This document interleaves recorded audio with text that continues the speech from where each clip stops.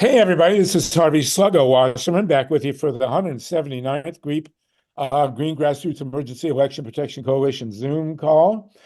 We have a full house as usual, 35 people to start, and we have a bang up show and discussion. I don't know if I always want to call this a show, but what the heck? Life's a show, right? We are going to start with two truly great organizers. Leah GREENBERG and ANDREA MILLER from Indivisible and the Center for Common Ground. Then we're going to have a discussion of the Trump verdict. We're going to talk about Pacifica Radio Network. And we are going to deal with also sort of a celebration of a truly great life. Larry Bensky, a friend of many of us who was a stalwart at KPFA in Berkeley and nationwide. His obituary is up at the New York Times today. We also want to start, actually, and we will celebrate this. Mexico has elected its first female president. She looks really cool, actually. So I haven't met her, but it's always a step forward, except if it's Maggie Thatcher, I guess, when a country does elect a female. So this is a big step forward for Mexico and for the world. We're going to start now with Indivisible and with ANDREA MILLER and Leah. I have a granddaughter who is beyond cute, whose name is Leah. So, but Leah, we will I'll call you the right name, however you like. And I'm going to turn it over to John STEINER to introduce you. Then we'll go to ANDREA MILLER, who's going to make some presentations. And then you, too, joining Indivisible with the Center for Common Ground is a major, well, we call it a shidduch. It's a gathering of great forces. John STEINER, do you want to get us going and introduce Leah GREENBERG, please, and then ANDREA MILLER will join in? Leah turns out to be an old friend. We were together in Boulder, Colorado just a week ago, and Leah and her husband, Ezra Levin, in 2016, we'll hear a little bit more about this from her, co-founded and still co-run Indivisible. And Leah, I'm very excited both to have you on and for you to meet our dear friend ANDREA MILLER in this whole world of relational neighbor-to-neighbor organizing. So why don't you spend a little time, just give us all a background for those who don't know you and the organization about Indivisible, and then share with us the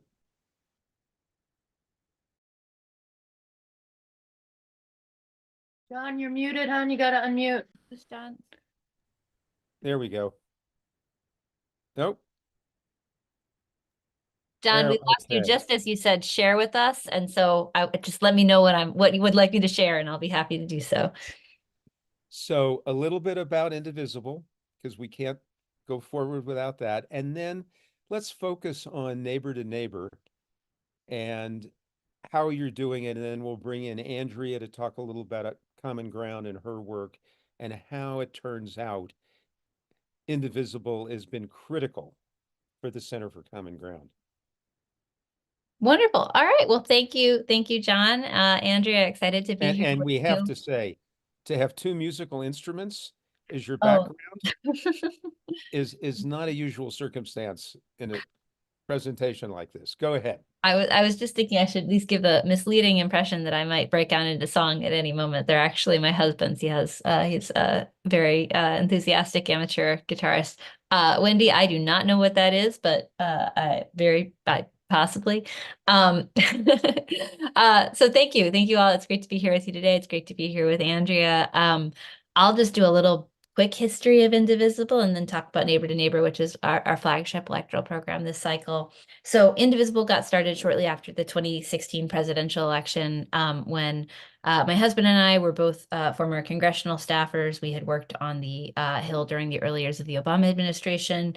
Those were very promising years, and they were also very frustrating years because there was this large right-wing grassroots insurgency that did an incredible amount to stymie the progress that we were trying to bring. In some ways, those were kind of years that we had put behind us and moved on and gone on to different work in our lives. But when Donald Trump was elected, we went back to that moment and we dusted off the lessons that we had learned, and we tried to reverse engineer what had made the model of that grassroots insurgency so effective in stopping Democrats from getting stuff done. And we turned it into a guide to organizing locally to try to stop Donald Trump. And that guide was called Indivisible, went online in December 2017 or 2016. Immediately went viral, and suddenly thousands of people who had already started to organize locally in, their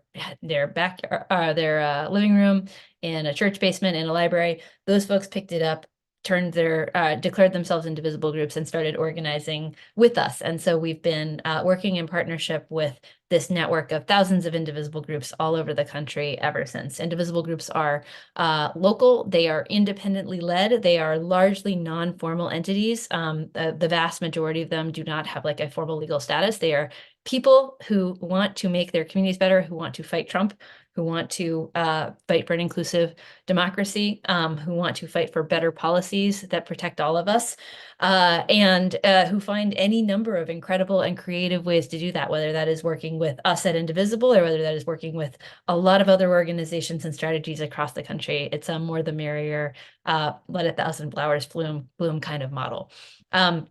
Organizationally, we built out a team that was dedicated to both supporting indivisibles in whatever they did, and also building out national campaigns that would help us collectively ladder up to more than the sum of our parts, to achieve strategies that we knew that we collectively held, whether that was fighting to protect the Affordable Care Act or fighting to pass structural democracy reform and voting rights once we had gotten Donald Trump out. We also worked with Indivisibles on building out support for them across a whole host of fronts, from helping them raise money and matching funds for Indivisibles who raise money, helping them spend that money, because if you're a volunteer group of folks, it can be challenging to get your bank account and all that stuff.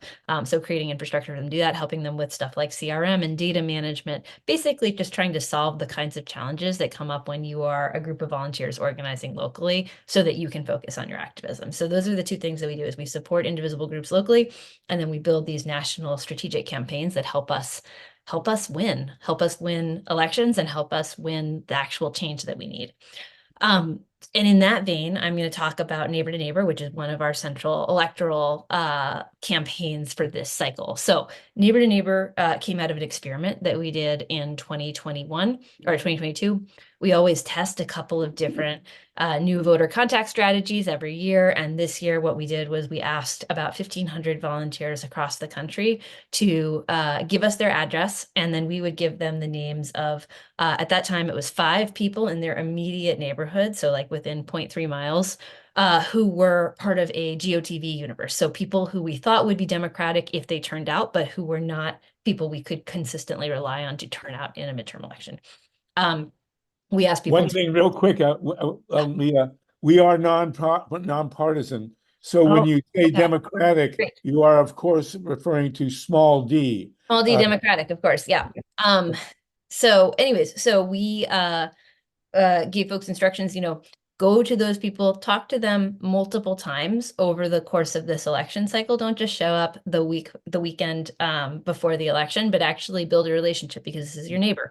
You're going to introduce yourself. You're going to actually form a meaningful relationship. And in doing so, what we were trying to do, the theory was that this was a little bit of a hybrid between kind of classic canvassing and relational organizing. The challenge with relational organizing often being that the people who are excited to volunteer for relational organizing don't necessarily have the personal networks that you need to be organized. And classical canvassing, while it is, remains one of the gold standards, one of the most important things you can do, it's why people put so much money into it, it is still challenging. It is, there's a lot of inefficiencies associated. So this was an attempt to get the best of both of these things in this hybrid approach. We ran this experiment in 2022.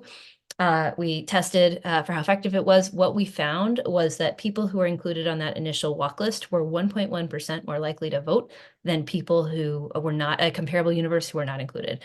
That may not sound super exciting in the world of voter contact. That is a really, really big deal. That is tests higher than the meta scores of a bunch of different traditional forms of voter contact that people sink zillions of dollars into every year. And so we were pretty blown away by this result and basically concluded that we needed to really double down on developing and upgrading and improving the experience so that we could make that the center of the way that we were going to reach out to voters in this election cycle. And that's what we're doing. So we built out Neighbor to Neighbor. We're going to be deploying it in a host of different targets across the country over the course of this year. We are actively recruiting for people who both will participate in those places and then also for people who will help us recruit more people to participate in those places, because fundamentally we think this is a powerful tool. We think it's a way to empower people to organize very locally in ways that can be highly effective. And we want to get in as many hands as possible. I'll also note, recognizing the nonpartisan nature of the conversation here, this is something that we think has a lot of utility across a whole host of different possible avenues, right? So we originally started testing it in an electoral context, but we're also deploying Neighbor to Neighbor in Arizona right now to help collect signatures to get an abortion rights referendum on the ballot in November. And the basic idea there being, once you're through collecting the easy signatures from the people who are always out and about, you got to go after the second hardest set of people, right? For this one, you got to have basically 10% of the voting population of Arizona sign. You got to go to some people's houses. So this lets us micro target the people who might be inclined to sign an initiative like that and show up at their houses and collect signatures in a really easy and effective way. So we think there are like a lot of different potential advocacy and community building uses for this basic platform, but we're continuing to test and refine it over the course of this cycle. John, is there anything more you wanted me to be sure to cover as it relates to Neighbor before we dive into more of a conversation? I think that does it. Harvey, anything you want to add before Andrea comes in? Well, I'm blown away. Now that you've given your presentation, Leah, we would like you to play Stairway to Heaven on the guitar behind you there. And if you remember the word, we'll put the words underneath like a following bouncing ball. Andrea Miller, your fellow organizing geek, is with us, as is Ray McClendon from the Communities United. We have some truly spectacular organizers here that we are linking together as you do. Kenny Bruno, my buddy from Greenpeace, is on with us. Kenny, we want to thank you, and really good to see you. If there's anything you want to say, Kenny, feel free to join in.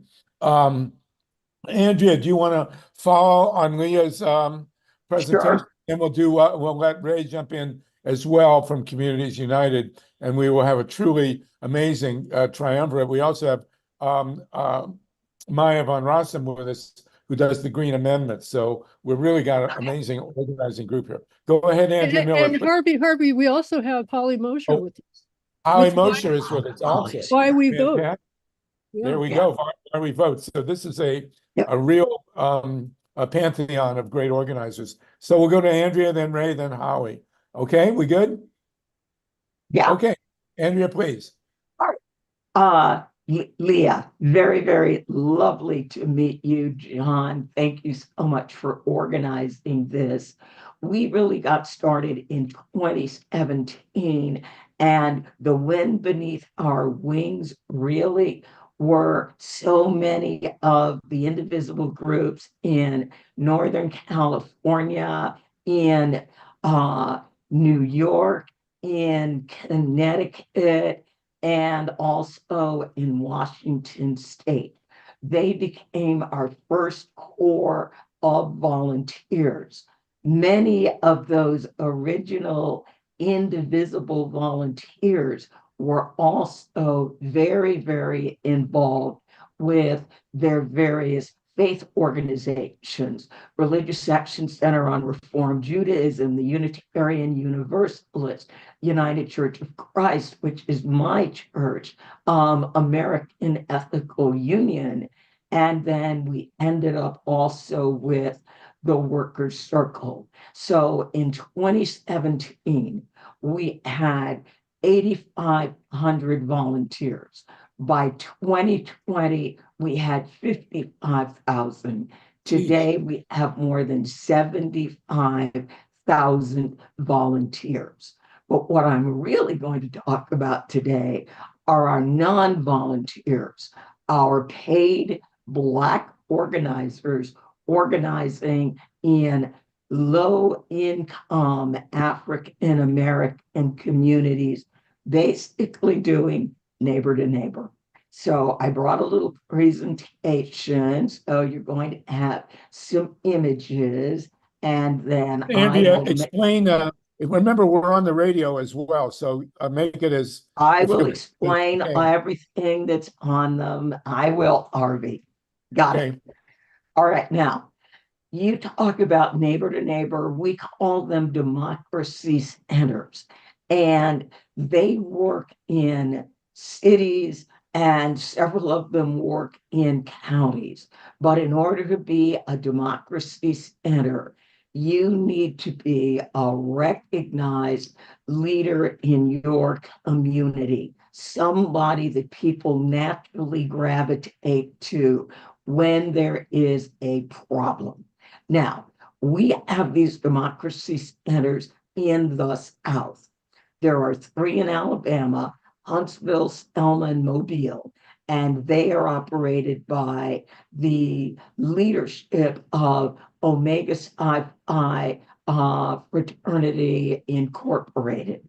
We have 3 right now in Georgia. Our very first one was opened up in Hawkinsville. So there's Hawkinsville, Cobb County, and then Central Georgia, which is multiple county. I live in Virginia, and we've got a lot of them in Virginia. South Side, 3 rural counties, Lynchburg, which does some strange and amazing work, Virginia Beach, Norfolk, the Fairfax County and Arlington in Northern Virginia, and Roanoke. At no point when we came up with the concept of democracy centers, because they were going to be focused in the South, did we ever expect to open one in Midtown Manhattan. But our organizers, Indivisible people, came to us and said, we are working with people who live in the Amsterdam houses, the projects, or the low-income housing projects right behind Lincoln Center, and they need a democracy center. So a democracy center needed to be in a community where the voters of color had pretty much given up on voting. Voting was not working for them. And the goal was to turn non-voters into voting rights activists. Now, I'm going to go really, really fast because we're going to send you this proposal. Our very first democracy center was in Hawkinsville, Georgia, in an African American history center and bookstore. They did a feeding program once a month. And the residents of the community came to the leader and they said, Mr. Julius, we love the feeding program you do once a month, but we are hungry every day of the month. And so he opened a food pantry. And that is one of the common things you will find in most of our democracy centers. They run feeding programs because they are dedicated to identifying the pain point and then helping community members solve those pain points. Interesting number. This democracy center opened its doors December 20th, 2020, which was right when Georgia was having their runoff election.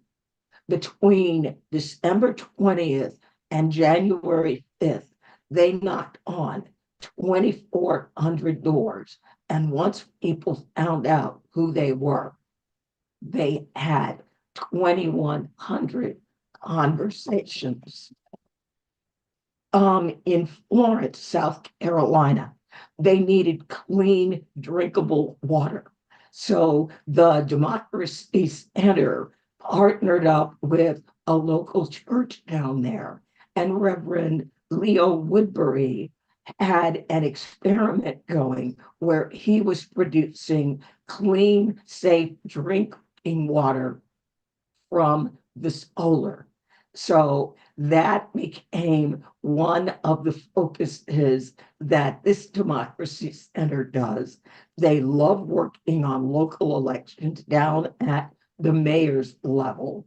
And they have become very, very good at working elections, holding candidate forums, and engaging young people. Their ultimate goal with their producing this water, they want to create a cooperative where they bottle this water and then sell it to neighboring communities. Roanoke was our first Democracy Center in Virginia. Andrea, let me say one yes. thing. Leah has to leave on the half hour. Oh, okay. So All right. I think this gives a great flavor, and I just want to Yeah. see whether there's any preliminary conversation you guys could have, because you can All right. certainly go offline. Yeah, All since right. it's got to go, Andrea, can we race through and get Ray and Howie? And I also Sure. want to bring Maya Van Rossen into the group here. This is what Kurt Vonnegut referred to as a karass, K-A-R-A-S-S, which is people who belong together, as opposed to a grand falloon, which is a country and nobody has anything to do with each other. This is real family stuff here. Ray, can you tell us briefly about your group, and then Howie, and then I want to ask Maya Van Rossen as well, and then Leah, do you want to jump in and say anything real quick before we go to? I mean, I just want to recognize the depth and the intentionality and the like the real like commitment to building from the ground up that this work entails. Like fundamentally, it's it's not enough to show up in communities and say like, hey, we're here for GOTV, right? You actually have to build people's faith in their own agency and the power of what we can do when we collectively organize and build that into a real commitment to our democracy. So I just want to recognize and appreciate that. Well, beautifully stated. Ray McClendon is Ray and Andrea had a huge role to play in the 2020 elections and through 22 in Georgia. We do make a difference. Ray McClendon, go ahead. Then And I'll be real quick. Just as Harvey mentioned, this is great to meet you, and our background really with Andrea and others started here in Georgia, working with the Atlanta NAACP and with the Georgia NAACP as we were looking to get the vote out for the 2020 election as well as 2022, as mentioned. We've created a new group since the success that we had in creating a group called Team Unity Georgia. And what Team Unity Georgia represented to an extent, Andrea has already touched on when she talks about finding recognized leaders in different communities and working from the ground up. Team Unity really represents starting with the Divine Nine fraternities and sororities in the Black community, as well as the Prince Hall Masons, which is the oldest Black fraternal organization in the country, started in the 1700s. These groups have leaders in every county in Georgia, and Georgia has 159 counties. We identified the counties that had the majority of the Black vote. We started out with about 19 or 20 counties that represented a little over 70%. We've gotten up now to about 50 plus counties that represent over 90% of Black and brown voters in Georgia. And what we were successful at doing in 2020 and in 2022 was to get these organizations from around the state and look at their local leadership bases in each of those counties, and then bring them together, get their best ideas on how they were connecting in their local communities, and then bringing the infrastructure, the GOTV infrastructure to them, but the experience, the technology that Andrea's group so capably has assisted us and partnered with us on. And so we were able to therefore put together a statewide organization that could penetrate on a grassroots level, a relational organizing level, where we had these recognized leaders that became trusted messengers with targeted messaging in each of those communities. And that was very successful in turning the vote out, not only for the presidential elections, but as you know, for both of those Senate races. We were successful in 2020 in the runoffs of getting 95% of the Black voters who voted in the general election back out for the runoff election on January the 5th, 2021. And that was unprecedented in terms of the turnout for a runoff. And we think that made the difference in those two races. So we are building on that strategy going forward. We've added some new groups to Team Unity. We started a new group. We left the NAACP, started a group called Communities United for Justice, which now is working on not only the collaboration in Georgia, but working with Andrea in other states as well, so that we can take that same type of approach, which really does follow very well with what you're doing with Indivisible. And we think that's the model that we need to use throughout. It really, in a way, harkens back to the way that the civil rights movement was mobilized, going house to house and community to community, using the local leadership, and that's what we're doing. Absolutely fantastic. And I'm sorry, we'll come back to you, Ray. I think Leah has to leave in a couple minutes. Holly Mosher and Maya Van Rossen, can you very quickly? Yes, I can. Leah, you're gonna have to come back and join. Yes. Leah, I'm going to be really quick. I'm the founder of the National Green Amendments for the Generations movement. We've been working for the last decade nationwide to get a constitutional green amendment that protects environmental rights as powerfully as other fundamental rights in every state constitution across the nation. At this point, we only have them in 3 constitutions: Pennsylvania, Montana, and New York, in that order, but we're working in 20 other states, and Indivisible is engaged in some states, but not very many.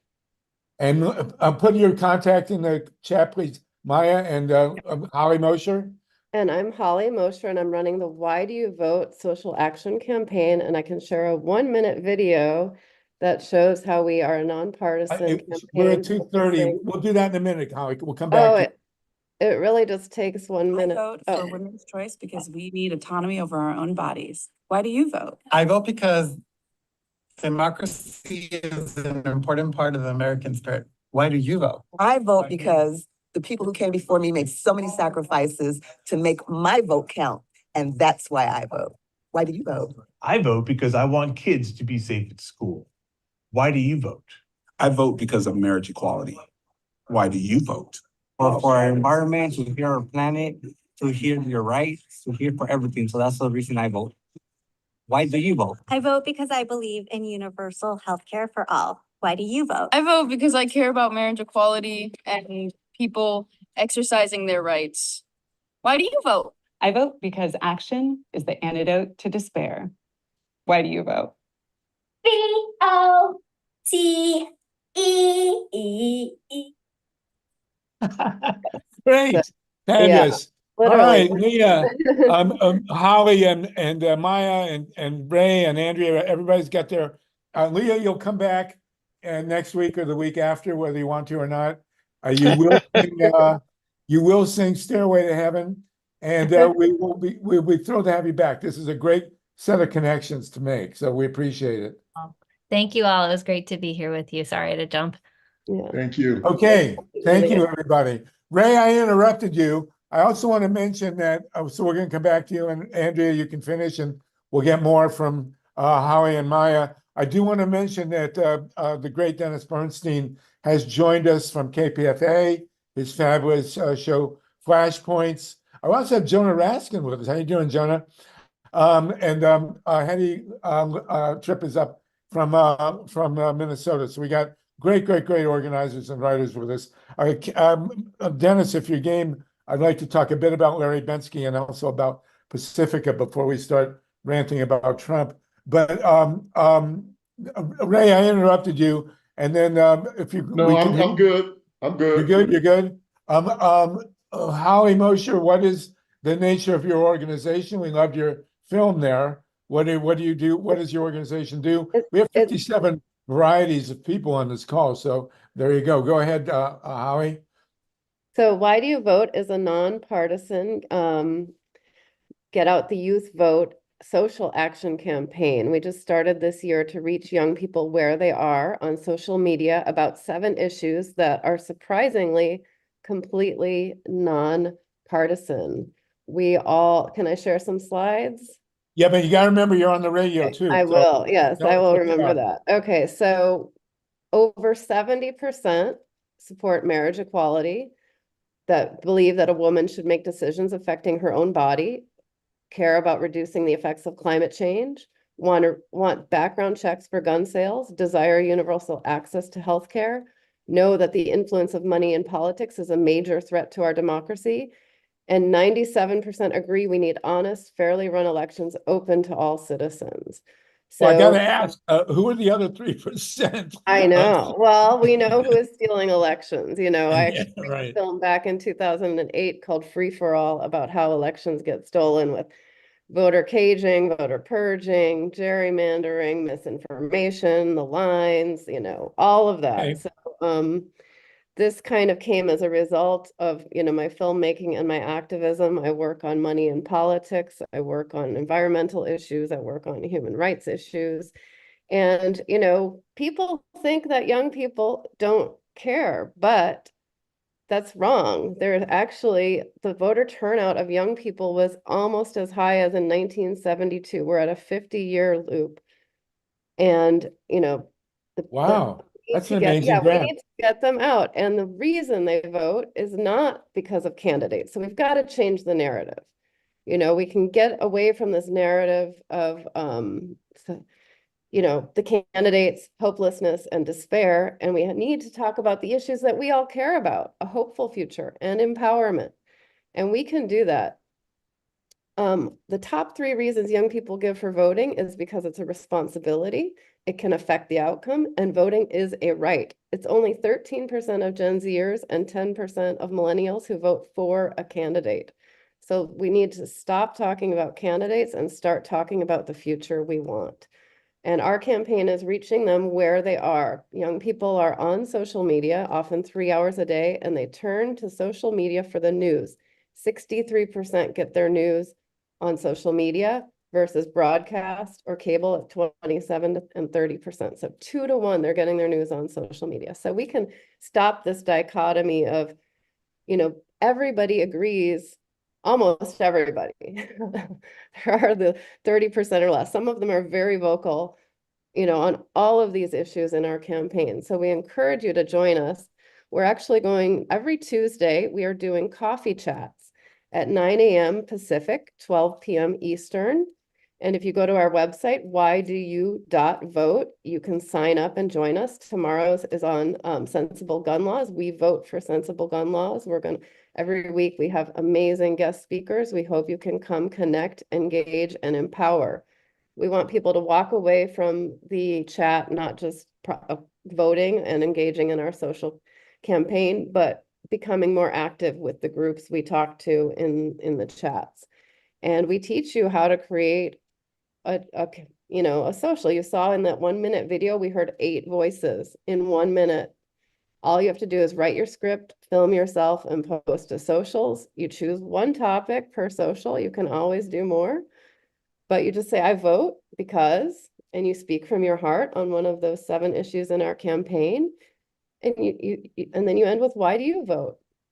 And you'll see these more and more online. We also want to do a festival on September 14th, just before Democracy Day, September 15th, and before National Voter Registration Day, which is September 17th. So we are encouraging, you know, everybody to participate. We have, you know, you can join us on each of our issues: marriage equality, women's autonomy, our climate, sensible gun laws, universal health care, our democracy, honest and fair elections, And I encourage all of you to become an ambassador of this campaign.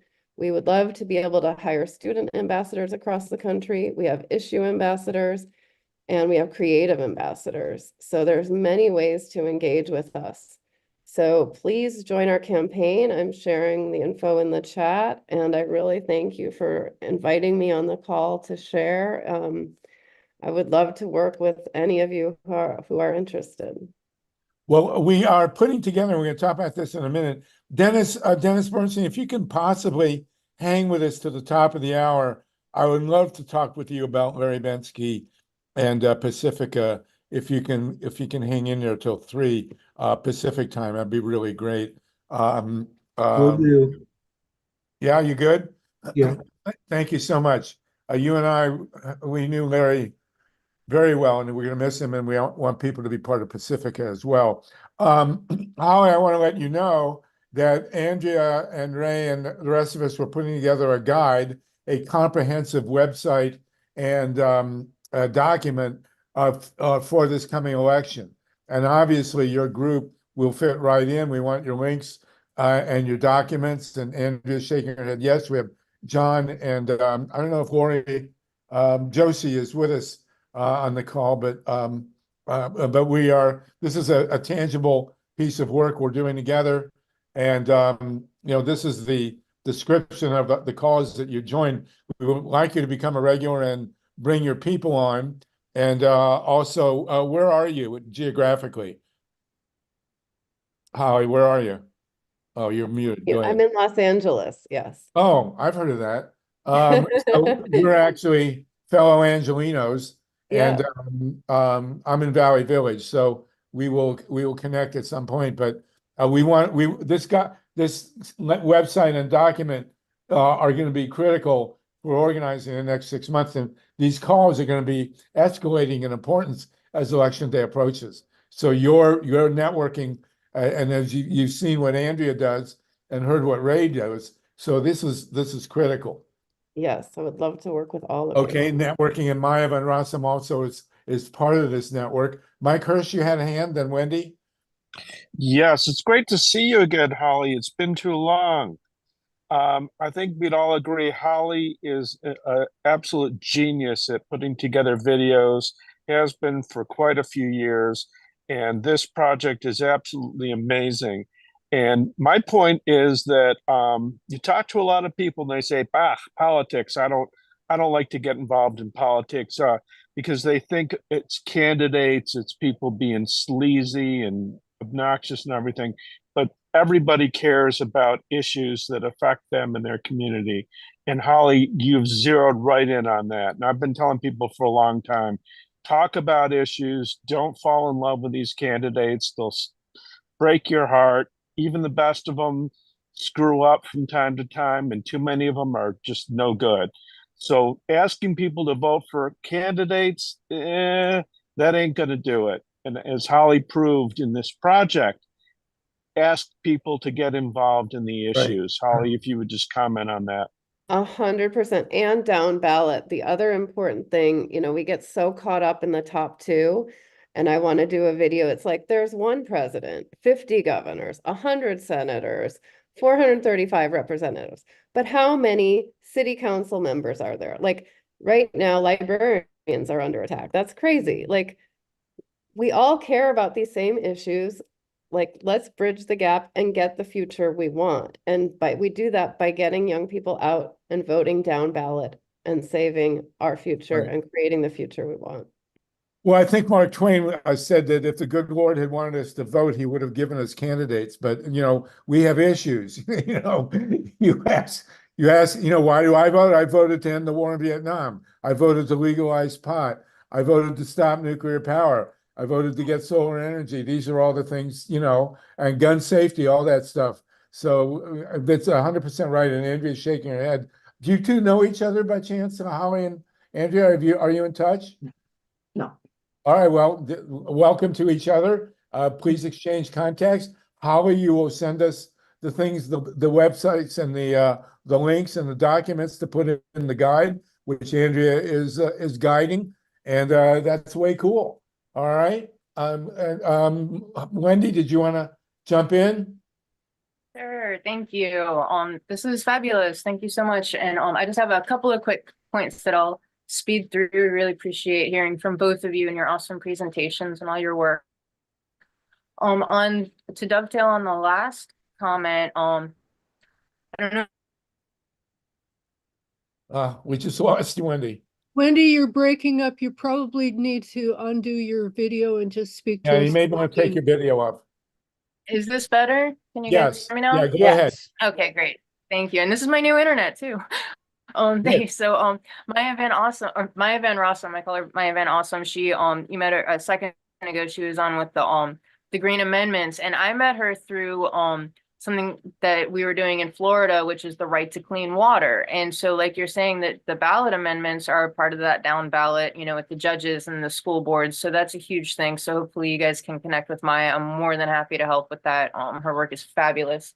I spoke with Andrea a couple of days ago, and I know she's hip to this and agrees, but just for everyone else, you know, I'm in South Florida, and I can say from personal observation, the Spanish vote, even though we have the highest enrollees of Obamacare recipients here in Hialeah, which is the largest Cuban population outside of Cuba, there's Trump flags everywhere. There's a few less, but I mean, this state really turned red in large part because the extremists and others were they were the ones reaching out to the community and speaking the language, and the establishment Democrats weren't. The progressives tried to, but then when they hear progressive, they think socialism, and that's what they're terribly afraid of.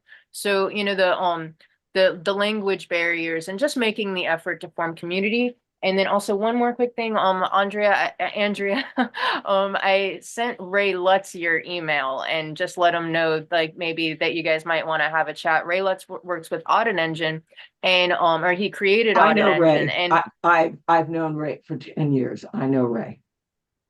Okay, I was just letting Holly know that it's a great way that, you know, because people don't understand that the voting process doesn't really end in the voting booth, that they want to make sure that the votes are all counted and that everything's above board independently. So we just can't have any more of these like ninja fallouts where there's like a civil war because they can't decide who actually won. So that's something to think about. So thanks so much. Appreciate you. Thank you, Wendy, for that. And we want to make sure that everybody's well linked. And it's great. It's really mind-boggling to have these tremendous organizers all together with us. I want to welcome Camilla Reese, who is also a great organizer in her own right, especially on the electronic frequency issue. Okay, is there anything else that people want to jump in with? Andrea and Ray and Holly and Maya on the organizing chain here. We got 58 people with us. John Steiner, are you content with Leah's presentation, and you want to add to anything she said? We're good. All right. Wonderful. Harvey, Yes, Maya. if I might just Maya. jump in and just give a bit of news related to an organizing effort.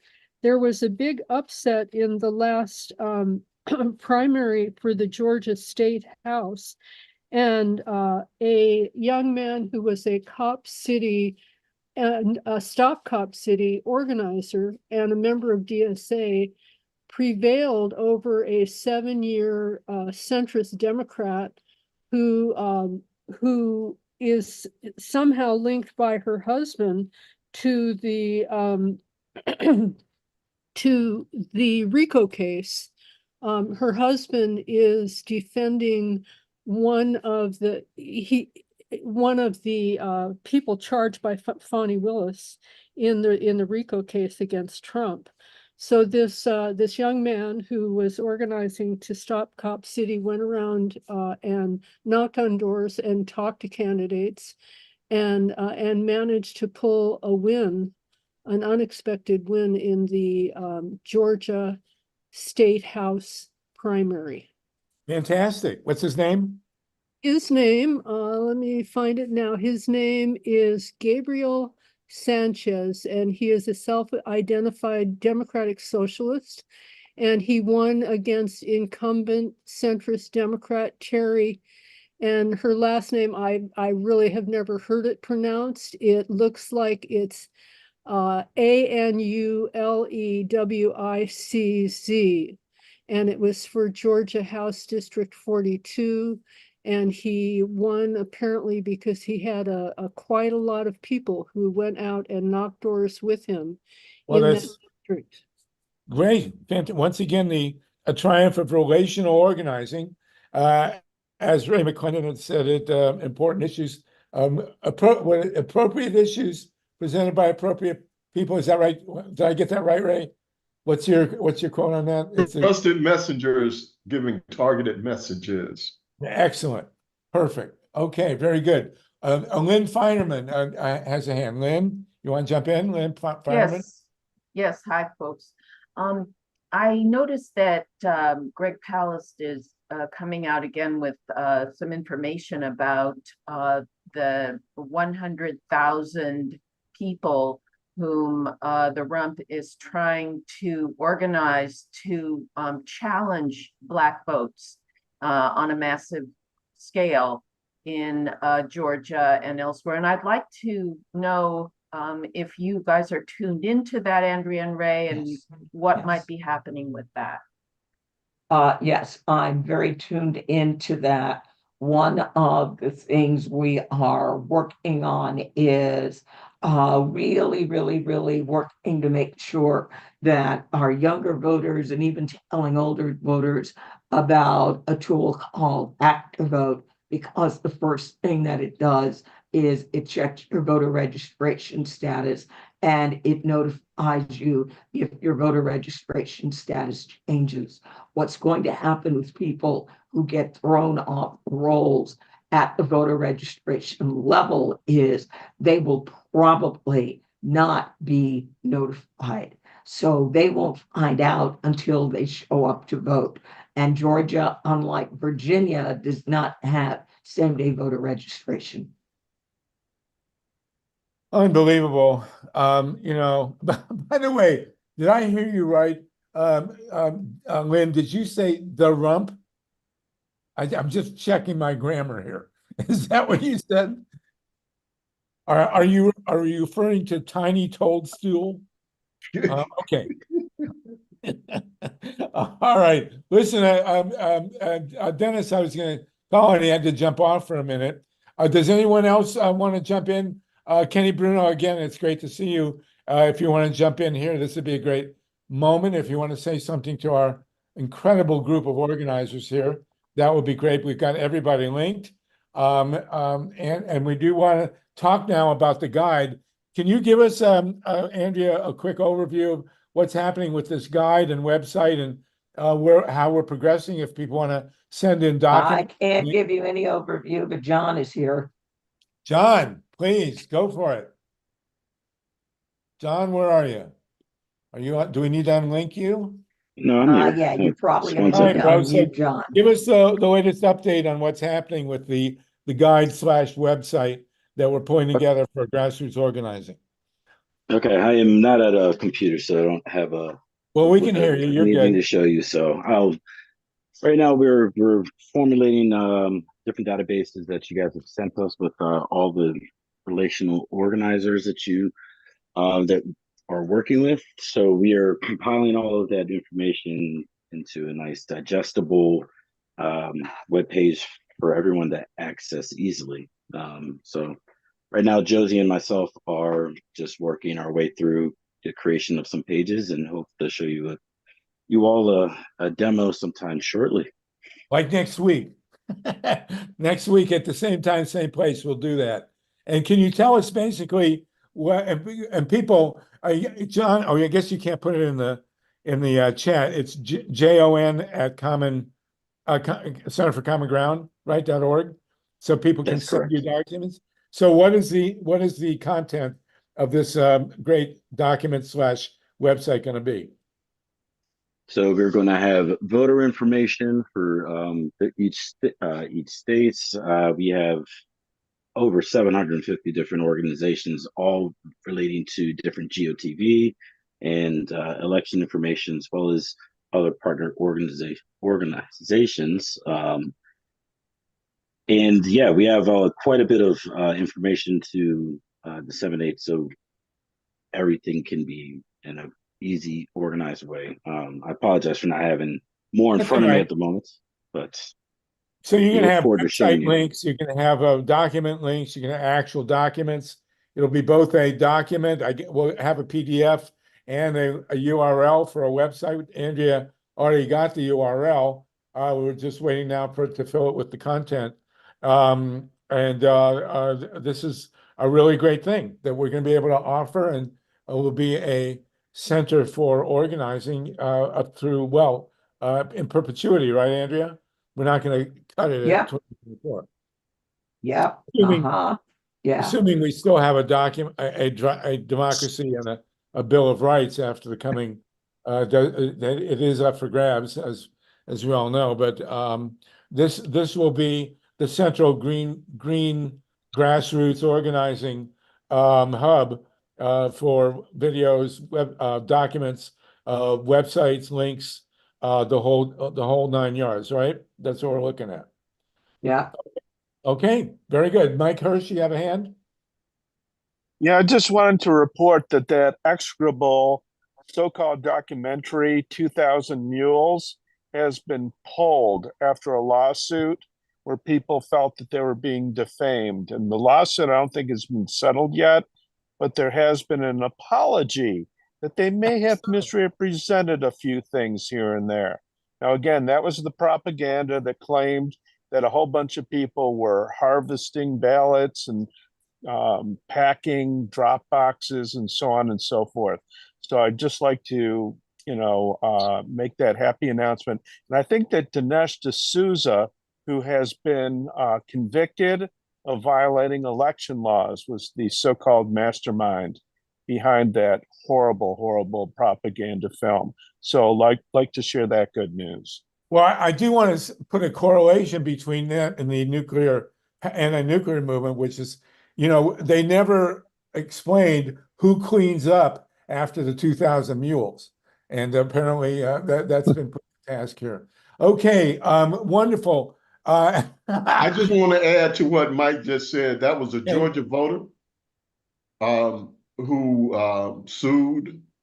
And from what I understand, there will be a significant settlement to Mr. Andrews for him being defamed, because he was actually similar to the situation with Ruby Freeman and Shay Moss. He had death threats against him because of these lies that were being told about him and other Georgia voters. So this was definitely a great day, and we see when the elected officials don't act, we can get some relief through the courts from time to time. Harvey, if you don't mind, I would like to just jump in and add on to what Ray McClendon just said, because the husband of the woman who just lost to the Stop Cop City activists who won the primary, her husband Chris, ANULEWICZ, is the attorney for Trump co-defendant Robert Cheeley. And Robert Cheeley is the individual who presented the video of Ruby Freeman and Shay Moss. Shay Moss. Robert Cheeley is the individual who brought the video that was supposedly showing some kind of impropriety on these election workers who were victimized by Trump and his cohorts. So Robert Cheeley had an important direct impact on the lives of these citizens who were just doing their due diligence and turned their lives upside down by presenting that video falsely to the legislature in Georgia. Wow. I will mention, since we're speaking, thank you for that, Myra. that I have invited Greg Palast to come in a week or two to talk about the vigilante stuff, which of course in Georgia, which of course is going to be extremely important going forward. Steve Caruso, then Mike. Steve, you got a hand? Yeah, Kenny Bruno had a question in chat. You've been wanting him to talk. So, Kenny, do you want to step up? I had you on the screen there. Kenny, can you talk, or do you want to just keep it to? No, I can. Yeah, please. Okay, thanks everybody for all the great work, and I enjoyed that 1 minute film about why I vote. But the point I wanted to bring up is that at the same time as we say people should vote on issues plural, we hear there's a feeling out there that a lot of young people are going to sit it out because of one issue, namely Gaza, and they just don't feel that they can vote for Genocide Joe, or there's a kind of never Biden memes out there. And so as much as we would like people not to be only thinking about one candidate versus another or one single issue, it seems to be out there. And I wonder if Holly or anybody else wants to comment on how to message around that, how to communicate around that. If in 6 key states, a lot of young people, like 18 to 22, who never voted before, decide to sit out the election, we could be in a lot of trouble. Let me speak for the young Black voters, which is kind of where we live. And we've been working with young Black voters in Virginia, in Georgia, and in North Carolina, and Ray can add on in North Carolina. When we survey voters, we do not tell them what their issues are. They tell us what's important.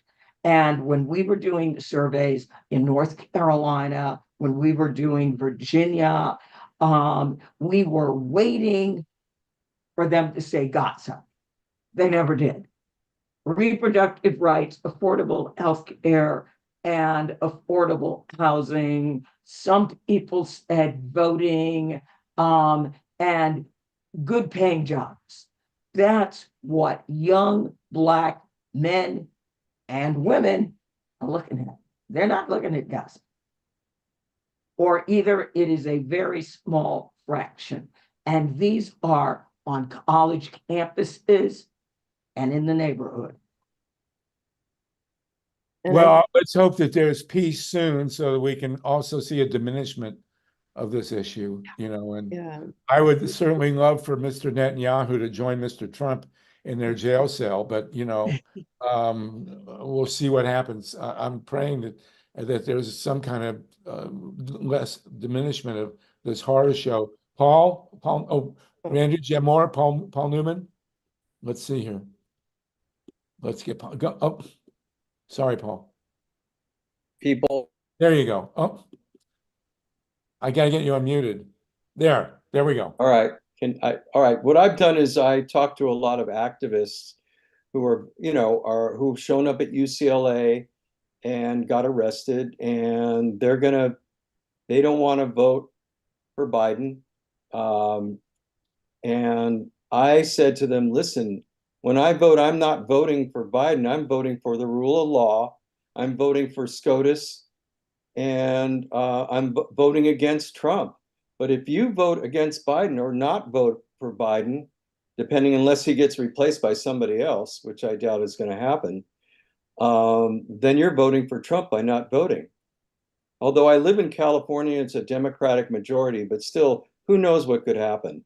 So I've been using that, when I try to tell them, I want the rule of law. I want someone to pick a Supreme Court justice. 2 of them are going to be retiring soon, and I want a republic, a democratic republic, where if he is back in, we can always protest him without having the Project 2025 be enacted where protesters are shot at.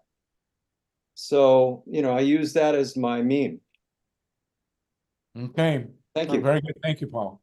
Holly, are you raising your hand? Yes, I am, just because I didn't want to step on anybody's toes. But since Kenny asked me as well, I want to, agree with what Andrea said, and also what No, I just forgot. Paul, Paul. yeah. Thank Paul you. Newman. It's like your He face was in moved on my he screen. was in And what HUD Paul and just said. a couple of other movies. I know you The from the sti- ADA meeting. Yes, Sting. yes. But you know, it's like we all care about so many things and changing the narrative. The media, the big media wants to have this divisive conversation, but on social media where young people are, we can change the narrative. Stop talking about the top of the ticket all the time. Talk about the issues. They're smart, they're engaged, they care. Trust them to look into the issues they care about and vote for the candidates all the way down the ballot that matter to them. You know, one issue voters are few and far between. Most people care about a lot of things. I mean, we chose 7. I mean, I care about all 7 plus, you know, how many other issues? So talk to them about their future. Talk to them always about their future and engage them. Stop changing the narrative back to the candidates at the top of the ticket. Well, for many of us, of course, the issue is energy, or number one, and that would be shutting nuclear power and getting solar panels on every rooftop. And then what can we do with the war? I mean, we can, I applaud young people for being so active and doing their part, but they also have to protect what is happening here at home to their rights. Their rights are being taken away. You know, that's not the future any of us want. Most Americans do not want that future. Talk to them. I would like to see Mr. Netanyahu arrested while he's here, and that would be a lot of fun. Then the Israelis can try and, you know, get him back like we're trying to get Julian Assange. But I'm sure there's a good prison cell where they speak Hebrew. Dennis Bernstein, did you want to jump in on this? Dennis had an interview. He had to go. Oh, he's got to go? Oh, all right. He's gone. Hey, Mike Hirsch and Andrea, I don't know if Andrea's going to be staying. Andrea had to go. Okay, we have 55 people with us. And Ray Wendy had her hand up. Great to have you with us too. Do you want to jump in, Ray, on this real quick? No, I'm good. Okay. Yeah, Sluggo, I just wanted to say real quick. Wait, Kenny, a lot of Kenny, people think, I just wanted to reply to what Kenny was saying. A lot of people are aware that Netanyahu and OPEC and a bunch of other people are doing things to help Trump in the election. And that's what's going on. And if students want to protest about Gaza, I love that, because it's absolutely heartrending what's going on there. At the same time, if you're going around saying Genocide Joe, get ready for Trump, because you ain't seen nothing yet. No. Trump moved the embassy to Jerusalem. Trump gave Netanyahu a green light, and Trump would do much worse than Biden. There's no question about it. So Trump is not exactly what I call a friend of the Jews. I mean, you know, on day one of the Trump dictatorship, he'll slaughter all the Palestinians. On day two, he'll gas all the Jews. I mean, this is not a guy who, you know, you would call pro-Semitic. Anyway, well, Trump has been sending his son-in-law Jared Bernstein around. Is it Bernstein? Sending him all around the Middle East. That's right. I'm sorry. Has been sending him around all over the Middle East, collecting billions of dollars, which they're using for all kinds of nefarious purposes. Don't be fooled. Do not be fooled. If you think Biden's bad on Gaza, Trump will be a million times worse, if you can believe it. And Netanyahu is doing all he can to help Trump. So let's just keep that in perspective. Netanyahu clearly does not want to end this war, because as long as the war goes on, he's in power, and it helps Trump get in the White House. So there you go. Did you say Dennis Bernstein has left the room? No longer in the house. Yeah, he's gone. Okay, all right. So we still have 55 people with us. I do want to get to an update from Julian Assange, and then we can go back. And I want to briefly talk about Pacifica, and we will have a whole hour next week on Pacifica Radio, which is very important. And then we'll have a free-for-all on Trump and whatever other issues you want to. You know, it's impossible to. Oh, Dennis is back. Anyway, Dennis, are you with us? Can we go real quick to get Dennis Bernstein? You with us?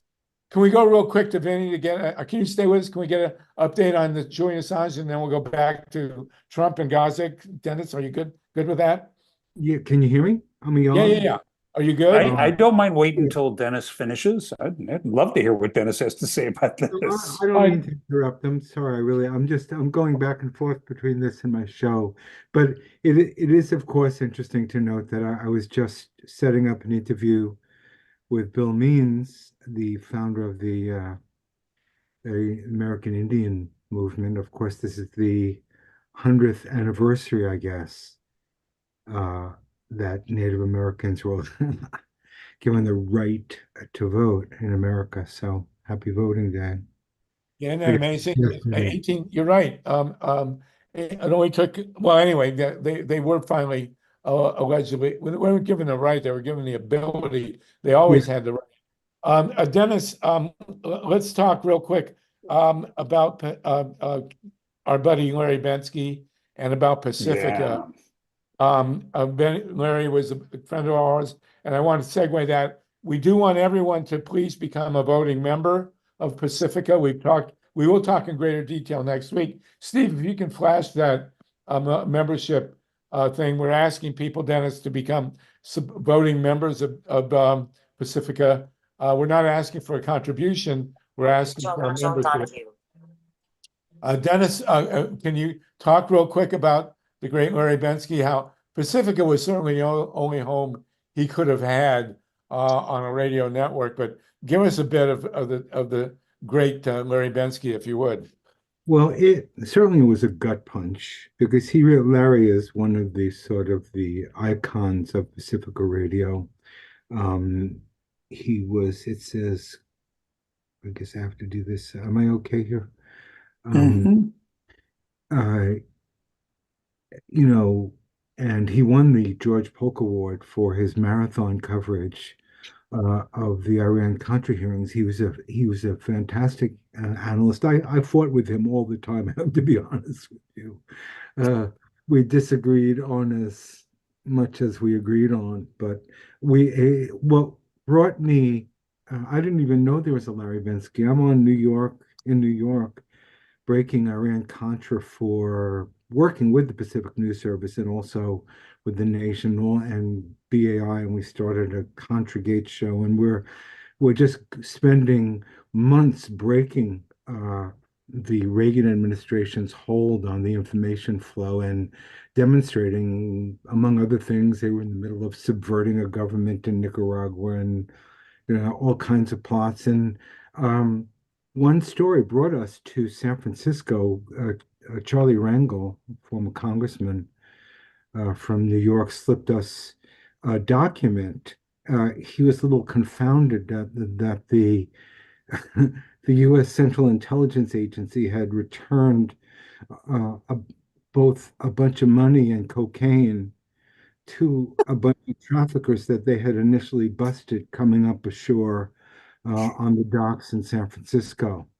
And it was confounding to Charlie Rangel why they were giving back both the money. Well, they were working for the Contras, and this was part of this illegal pipeline around the Bolin Amendment, which forbade the U.S. Congress for funding any operations to support the Contras because they were terrorists. I heard, that's when I first heard Larry on the radio. And later we would work together on Iran-Contra. Robert Knight and I did the opening 5 days, the first hour of the show, of the covering of the hearings, to break different aspects of the story. So we worked very closely with Larry there, and I worked with him on when Pacifica covered the SNL scandal hearings. There are very few people who would take on, I managed with a little fight to get Larry to jump into it and to cover the SNL scandal because that was the ripoff of what was left of the people's banking system being turned over to banking bandits in the first installment of national deregulation, which then led to the deregulating of the banks and the whole crashing of the American economy. So These were important stories that Larry jumped into, and to cover a hearing, particularly like Iran Contra, and the stamina it takes to keep doing that and to keep people apprised and contextualized. He was a master at that, and that's why. And like you and your incredibly great work in investigative reporting, and we got Dave Saltman on with us, who knew Larry very well. It's only at Pacifica that this could have been done, and you still have a show that says things that no one else in the media can say. And it's incredibly important. David Saltman, did you want to jump in and give us a couple words, my buddy, from about Larry Bensky? Larry was the editor of Ramparts. That was amazing. Dave Saltman, please. Larry hired me at Ramparts.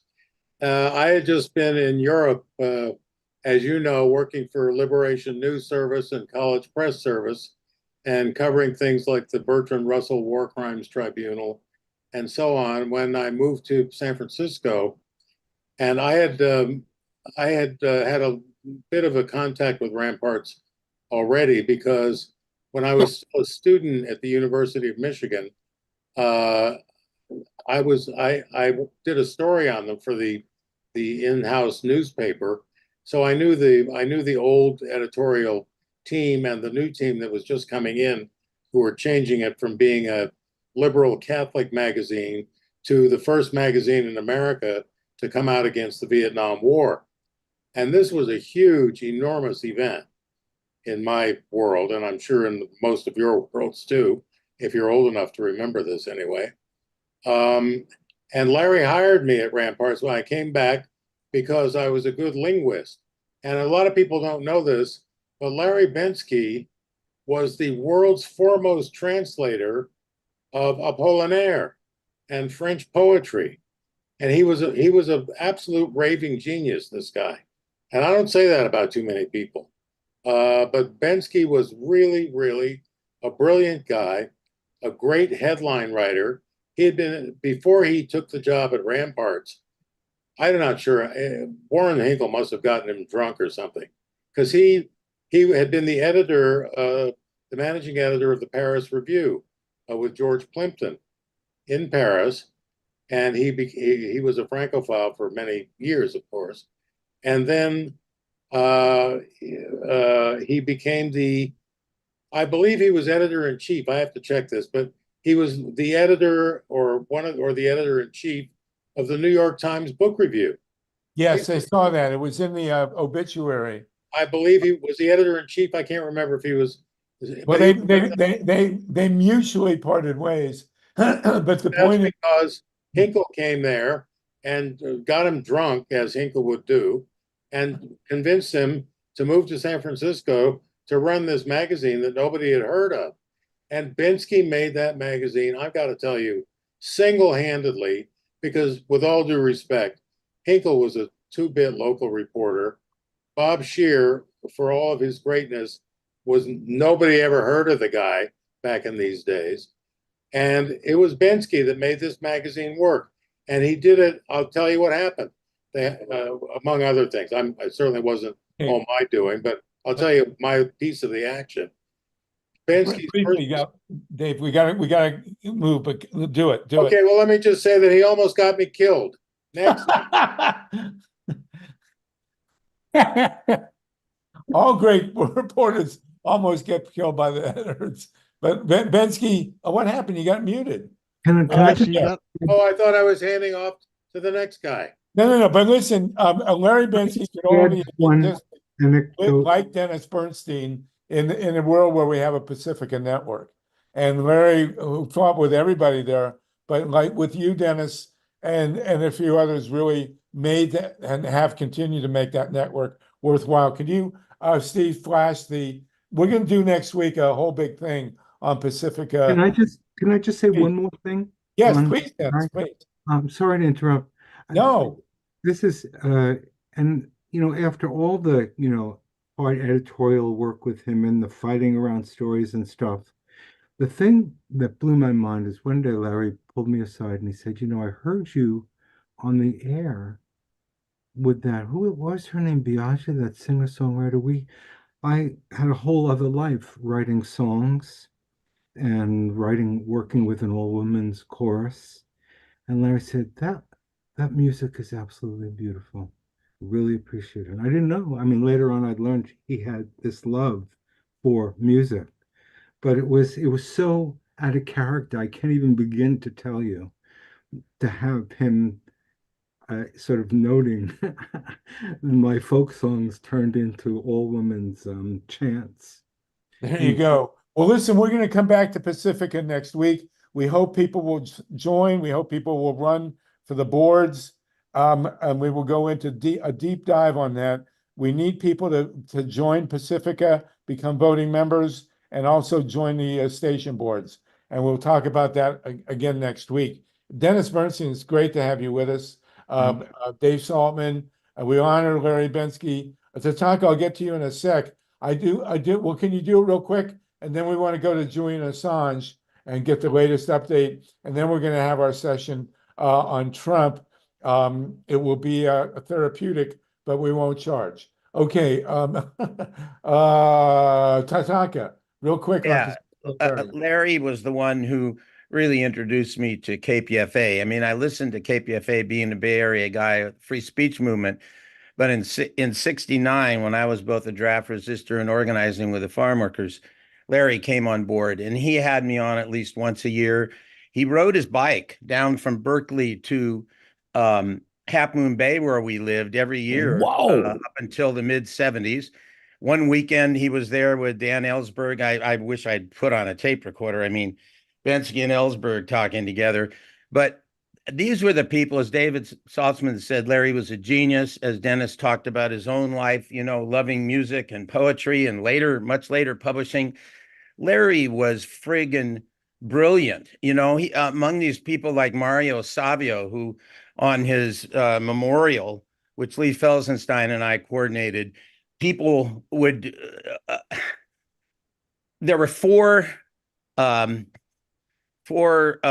Prize winners there, all saying that Mario was the most brilliant of all of us. But he wanted to teach, you know, kids in middle school and high school, and he loved Italian cooking, and he kept private.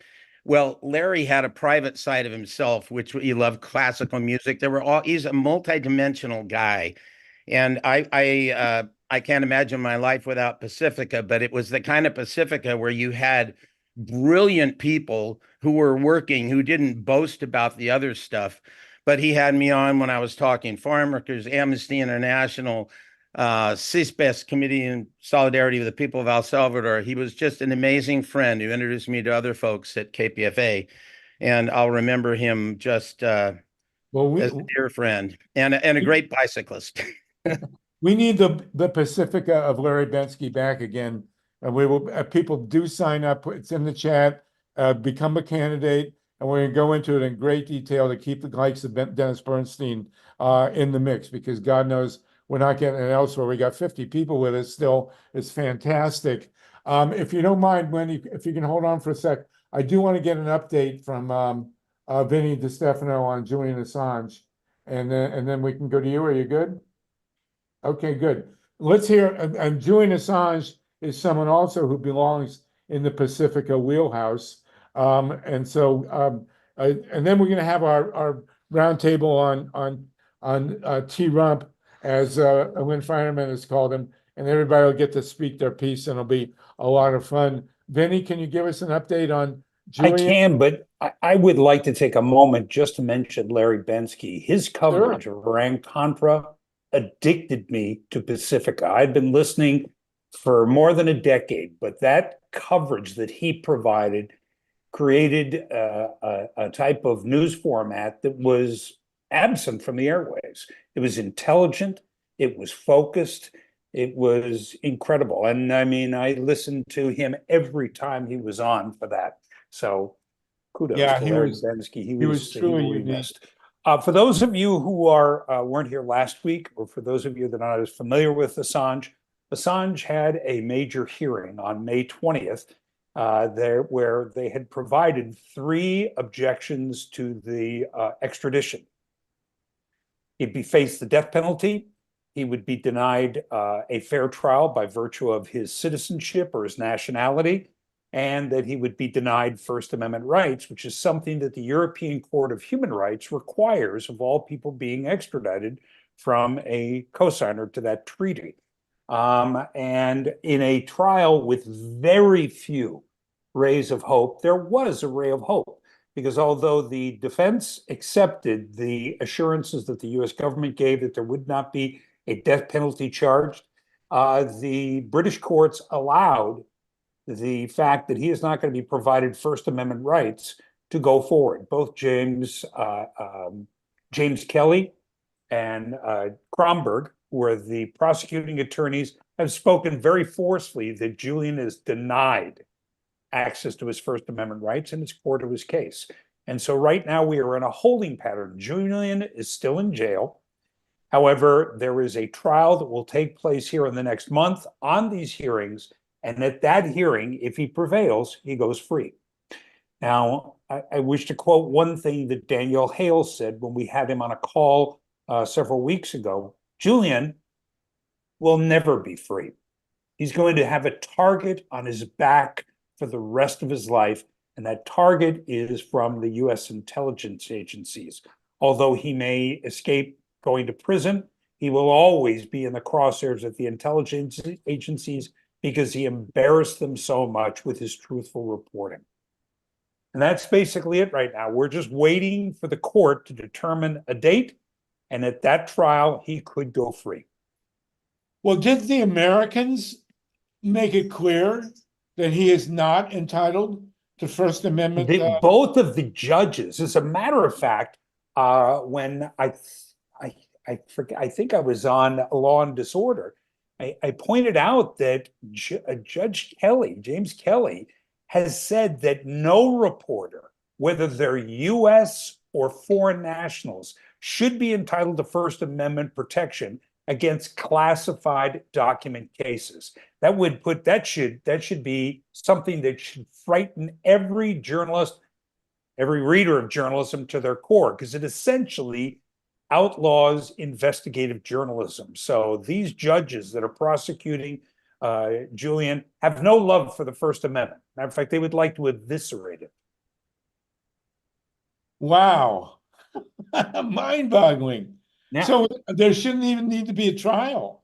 I mean, the Brits should just hold a hearing, say the Americans will not guarantee his First Amendment. He should be free.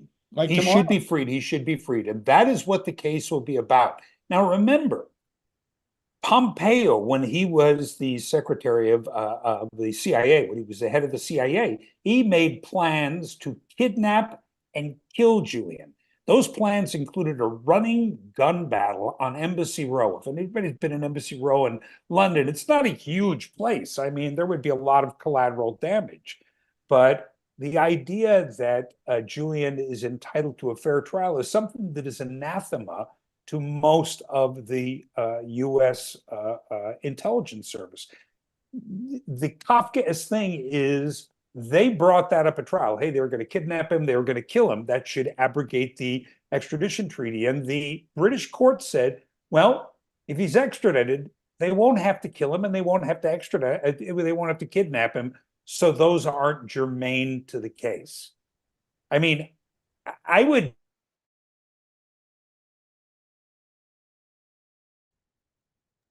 Vinny, unmute when you got muted, right when you said what you would do. Okay, I'm sorry about that. I don't know how I got made. My computer's giving me all kinds of problems. The notion that that wouldn't be a killer for the extradition, the British courts basically said, hey, look, if he's going to be extradited, they don't have to worry about killing him or kidnapping him. They can get him back to the United States, and that is not germane. And again, if I'd read that in The Onion, I'd think, well, that's good. But coming out of a British court of law, it just boggles the mind. And there's one other thing, and this is important to note. It shows either gross ignorance or willful ignorance that the Brits have of the US judicial, electoral system, our political system. We have a separation of powers, an executive, a legislative, and a judicial branch. and they are separate and equal, or at least they're supposed to be, which means any assurances given by the executive branch are not worth 2 cents if the judicial system decides to do them otherwise. And so those assurances, they're really not worth the paper they're printed on. So there's 2 ways to look at the case right now. Could be, hey, there's light at the end of the tunnel. There's not an oncoming train. He could be freed in a matter of months. On the other hand, it could be just one more delaying tactic to kick the Julian Assange can down the road until after the election. Joe Biden, with the dumpster fires that have surrounded his administration, doesn't need another dumpster fire in the Eastern District Court of Virginia, where he loudly proclaims journalism is not a crime, like it says right behind me, but that somehow journalism is a crime if it's done by someone that calls out the United States government. You're muted now, Harvey. Still You're muted, still- Harv. Zoom's doing its own thing today. It's Brilliant. Let's hope next week that we are celebrating the end of this nonsense, the end of the Gaza slaughter, the end of Julian. I mean, I weep for the guy sitting in a jail cell right now as we speak after 13 years for no reason whatsoever. Not only has he not been convicted of anything, he hasn't been tried for anything. He has not been tried. He's been incarcerated for more than 5 years without virtue of a trial. And the same it's a miscarriage of justice of epic proportions. Same with Leonard Peltier, who's been locked for 50 years. So, it's time these people got out. It's time that the slaughter ended. Thank you for that, Dennis. Julian, Dennis is still with us, so we'll go to Dennis after Wendy. Wendy, go ahead and jump in. Then we're going to have our Trump discussion, and it's a great day. Go ahead, Wendy. Thank you. I had some comments on Gaza before that for Kenny before he hopped that if it's okay, I'll make in just a second. But I do want to, since we're talking about Assange, I just want to bring up 2 quick points. One is the New York Times problem, is what Obama called it, because everyone seems to think that that Julian stole information or took information. It was given to him by someone who had clearance for it. And in all cases, like, he's just the provider. So if he's tried, then the New York Times, all these other publications, the main publications from all over the world who publish the exact same information would be just as guilty, but still they're pursuing it.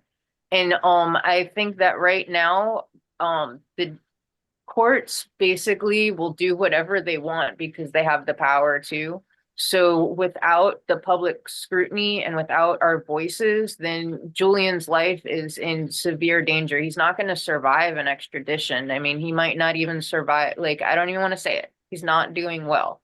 And so we need to go full throttle right now with however hard we've been pushing. Now is the time to amp it up even more. So thank you HR for that. 934.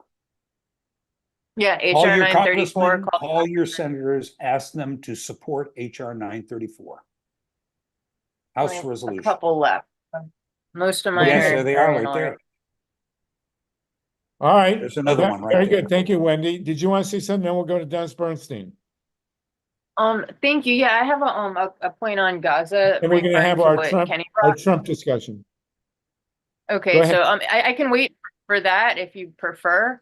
But I also want to say that Ray Lutz hopped on the call, so I don't know if there's time, if Ray wants to say anything, or if you have anything that you want to hear from him about his awesome audit engine that can really help make sure that the grassroots candidates get to be able to count their votes is a great thing.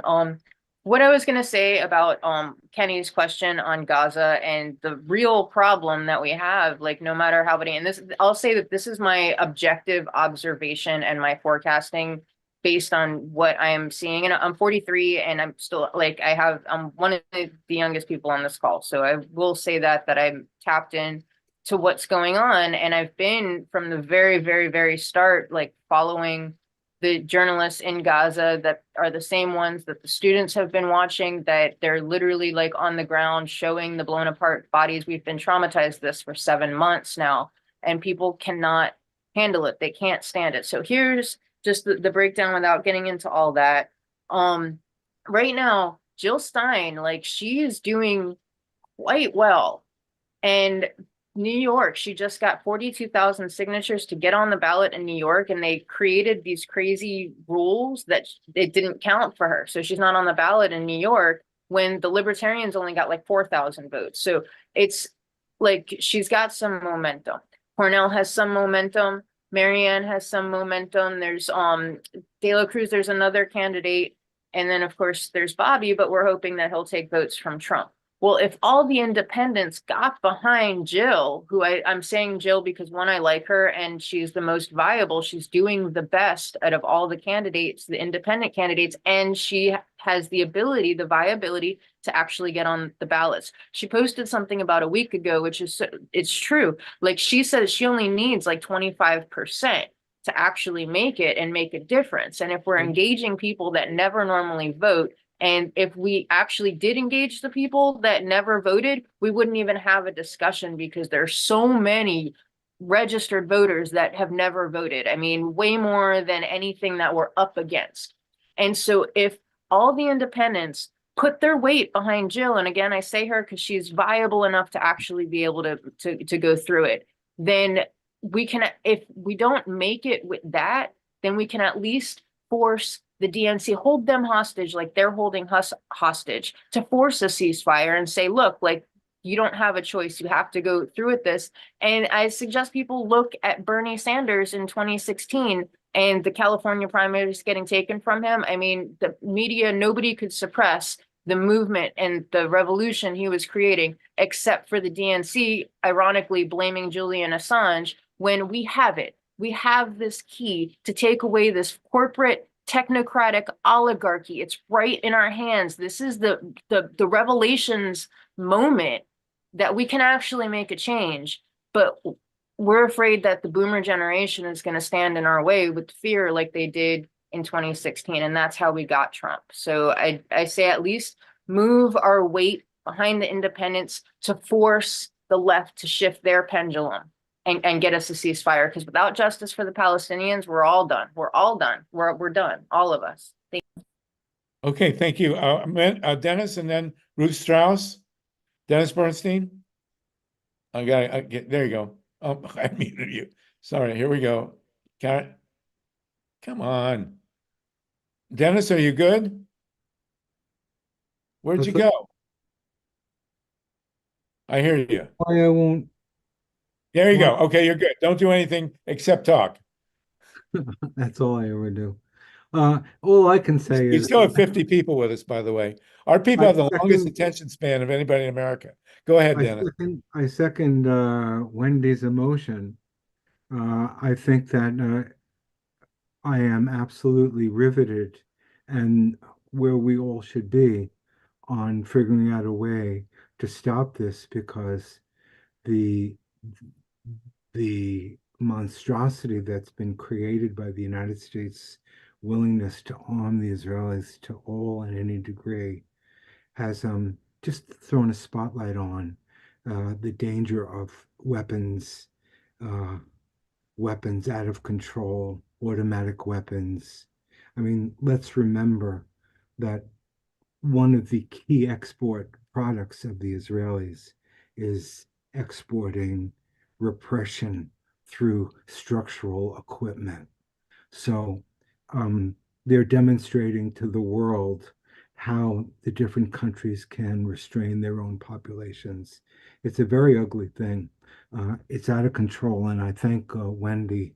And I think we're all going to, when this is over, if it does end soon, I hope, everybody's going to remember in history where we were and what we did when this genocide unfolded.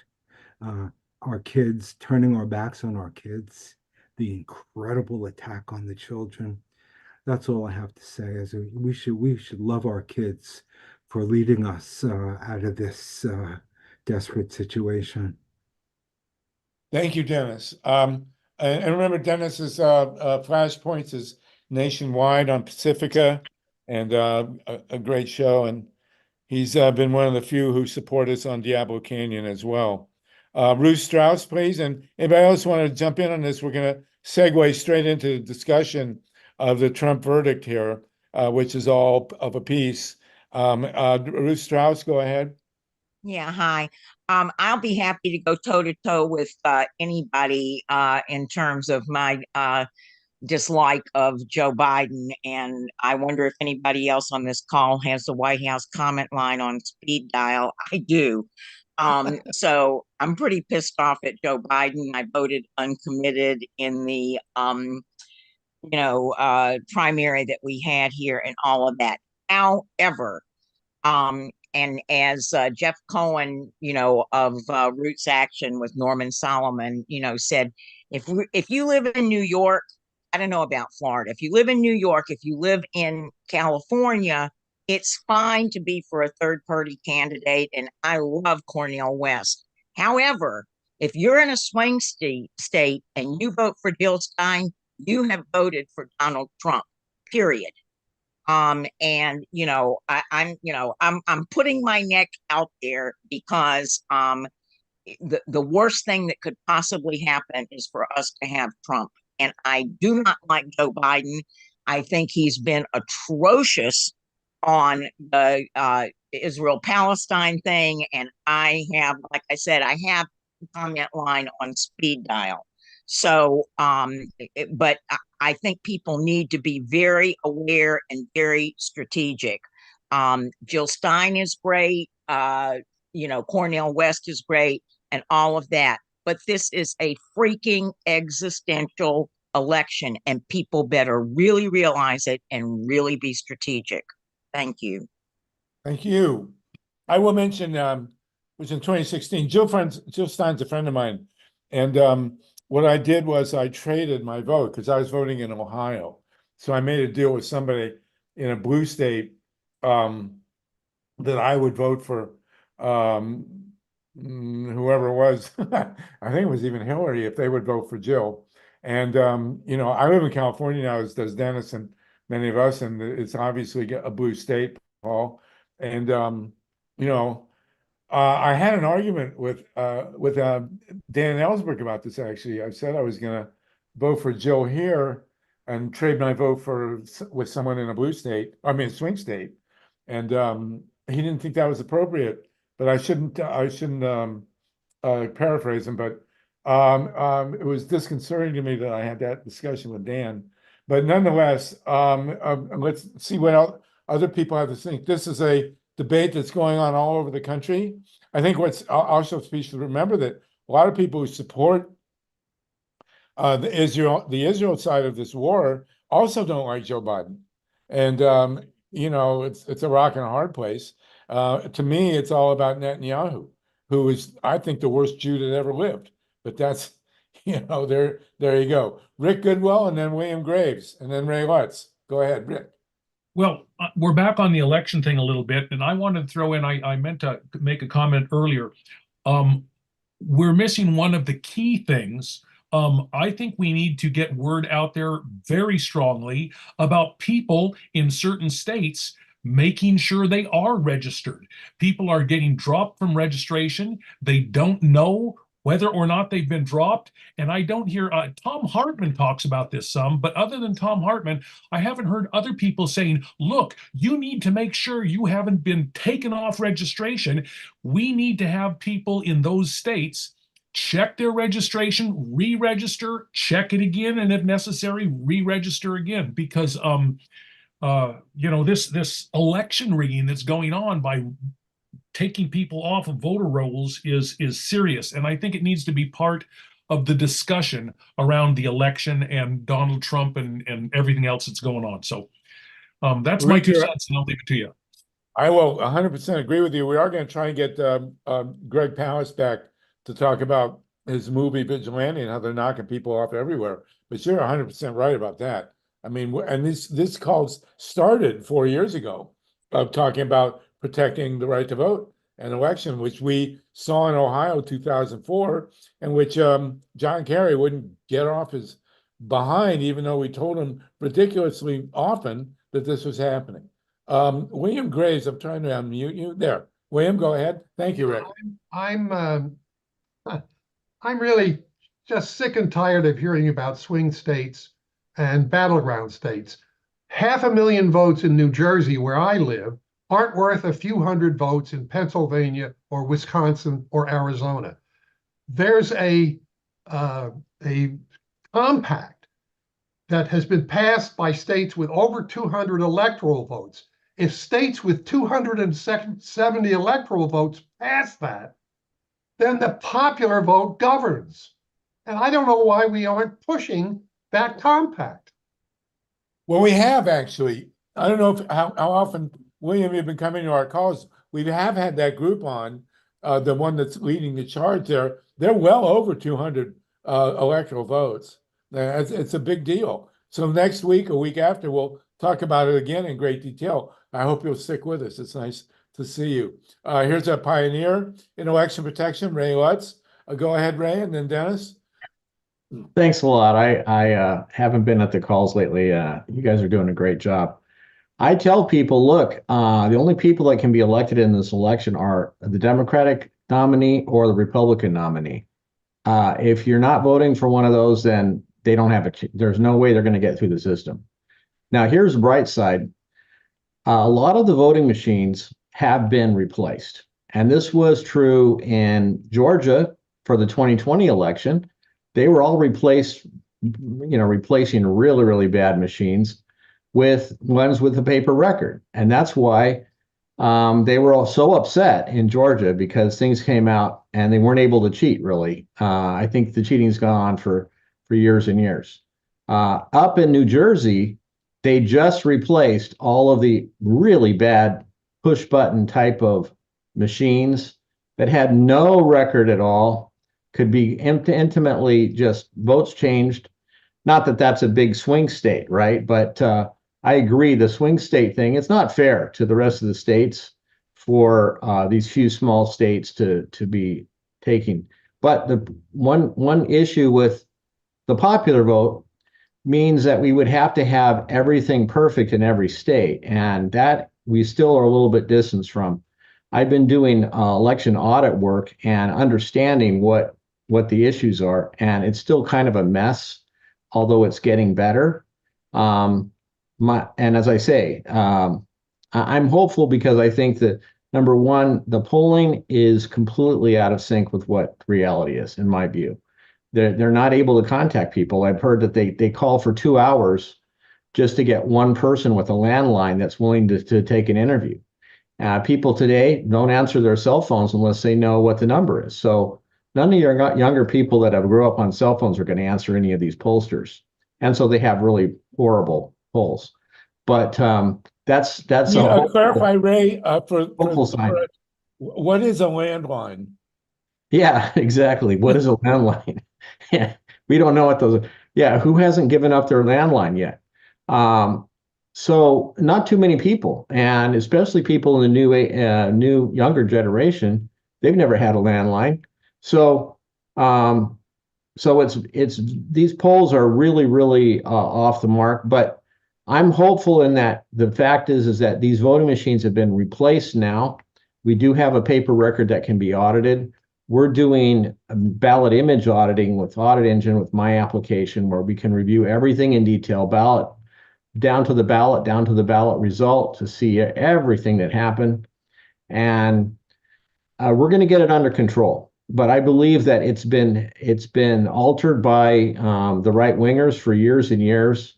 They were able to, like, it just this time, in the past, somebody would call up Georgia and say, I need 11,780 votes. They would have just said, yes, sir, you have it, and done. And that was the first year, the first season, when it couldn't happen. And right. So anyway, that's what's going on from my standpoint. Excellent. And Ray, you continue your great work protecting the vote. Dennis Bernstein. Dennis? Where are you, bro? Did Dennis leave us? Is Dennis no longer here? He's gone. Okay. I did want to point out there are two major developments that are really important. I read today that Menendez, the senator from New Jersey, who's a total crook, has announced that he's going to run as an independent. And that could really jeopardize that Senate seat in New Jersey. William, you're shaking your head, but what can I tell you? The other thing is that, and this is worth discussing. I know a lot of folks are fans of Bobby Kennedy, and I know Bobby Kennedy wrote an introduction to one of my books. He has come out against the removal of Confederate statues in the South, which is mind-boggling to me. I mean, how do we still have statues of Robert E. Lee and, Stonewall Jackson and all these people? But Bobby is apparently really going after a right-wing constituency. I mean, you don't say something like that unless you're really going to court a conservative constituency, which really kind of blew my mind, and to me actually means that he may get significantly more supporters who would have voted for Trump, and that they're targeting that. I mean, I'm close friends with his press secretary. He's a wonderful, wonderful person, and Bobby is a really smart, interesting guy, and why he would oppose removing Confederate statues really kind of boggles my mind, especially as a historian. So that's something to think about. Wendy, Myla Reeson, you raised her hand, and then Paul. Hey, thanks, Harvey. The interesting thing about Bobby being against declaring that he's against tearing down these horrible statues of Confederate soldiers is he said that they had that there was more to them, that they had done other things other than just fight to dissolve the Union and perpetuate slavery in the United States. And it reminds me of I think it would be fine to preserve these statues if we put them in museums with information about the harm that they did and their efforts to perpetuate the enslavement of African people in this country. But he wants to glorify those individuals, and many of those statues were put up late in the game when there was an effort to resurrect this this fiction that they fought for some kind of a just cause and to glorify them. So right. And I believe it was after Reconstruction when there was it was in the early 1900s when right. Especially when Woodrow Wilson was president, who was by far our worst president. Anybody want to talk to me about that? Woodrow Wilson was in a class by himself, and he was an absolute racist. He was originally from Virginia, and Woodrow Wilson met Robert E. Lee when he was a kid. Woodrow Wilson's father was a parson, a preacher, what do you call him in the military? Chaplain. Chaplain, yes. In Confederate, his father was a Confederate chaplain, for God's sakes, and he met Robert E. Lee. And it was and all those statues, real quick, Maya, those statues mostly went up in the early 1900s and 1910s. Right, and it was at a time when they were trying to roll back the gains that had been made by Black people during Reconstruction, when they were actually voting and holding office, and there was the move to roll back the gains. Well, that dates to the 1870s, but it was really bad in the early 1900s. And you were right, a lot of these statues went up in the early 1900s. And so Bobby's point that these guys, Paul Newman, I'll get to you in a minute, okay? You got me as a historian going here. I can't stop. I can't help myself. Sorry. A lot of forget Birth of a Nation. Birth of a Nation. And Woodrow Wilson screened Birth of a Nation in the White House and said he thought it was a great movie. Woodrow Wilson was a Klan supporter. Everybody views him as this great liberal. He was a ridiculous horrible president, worse than Trump. Woodrow Wilson was a worse president than Donald Trump. But I will say one thing about the statues. Most of these guys, he says Robert E. Lee and these other guys had Stonewall Jackson. Stonewall Jackson. I mean, they had redeeming social value. Yes, but not that much. You get to slave owners like Thomas Jefferson and George Washington. And, reprehensible that they, what does reprehensible that they owned slaves, but I can give you a whole litany of things that Thomas Jefferson and especially George Washington did that were supportable and that would justify statues. But Robert E. Lee, no, forget it. Stonewall, these minor guys, horrible. Forrest, what's his name, who helped Bedford Forrest, who helped start the Klan. No. These guys are minor characters.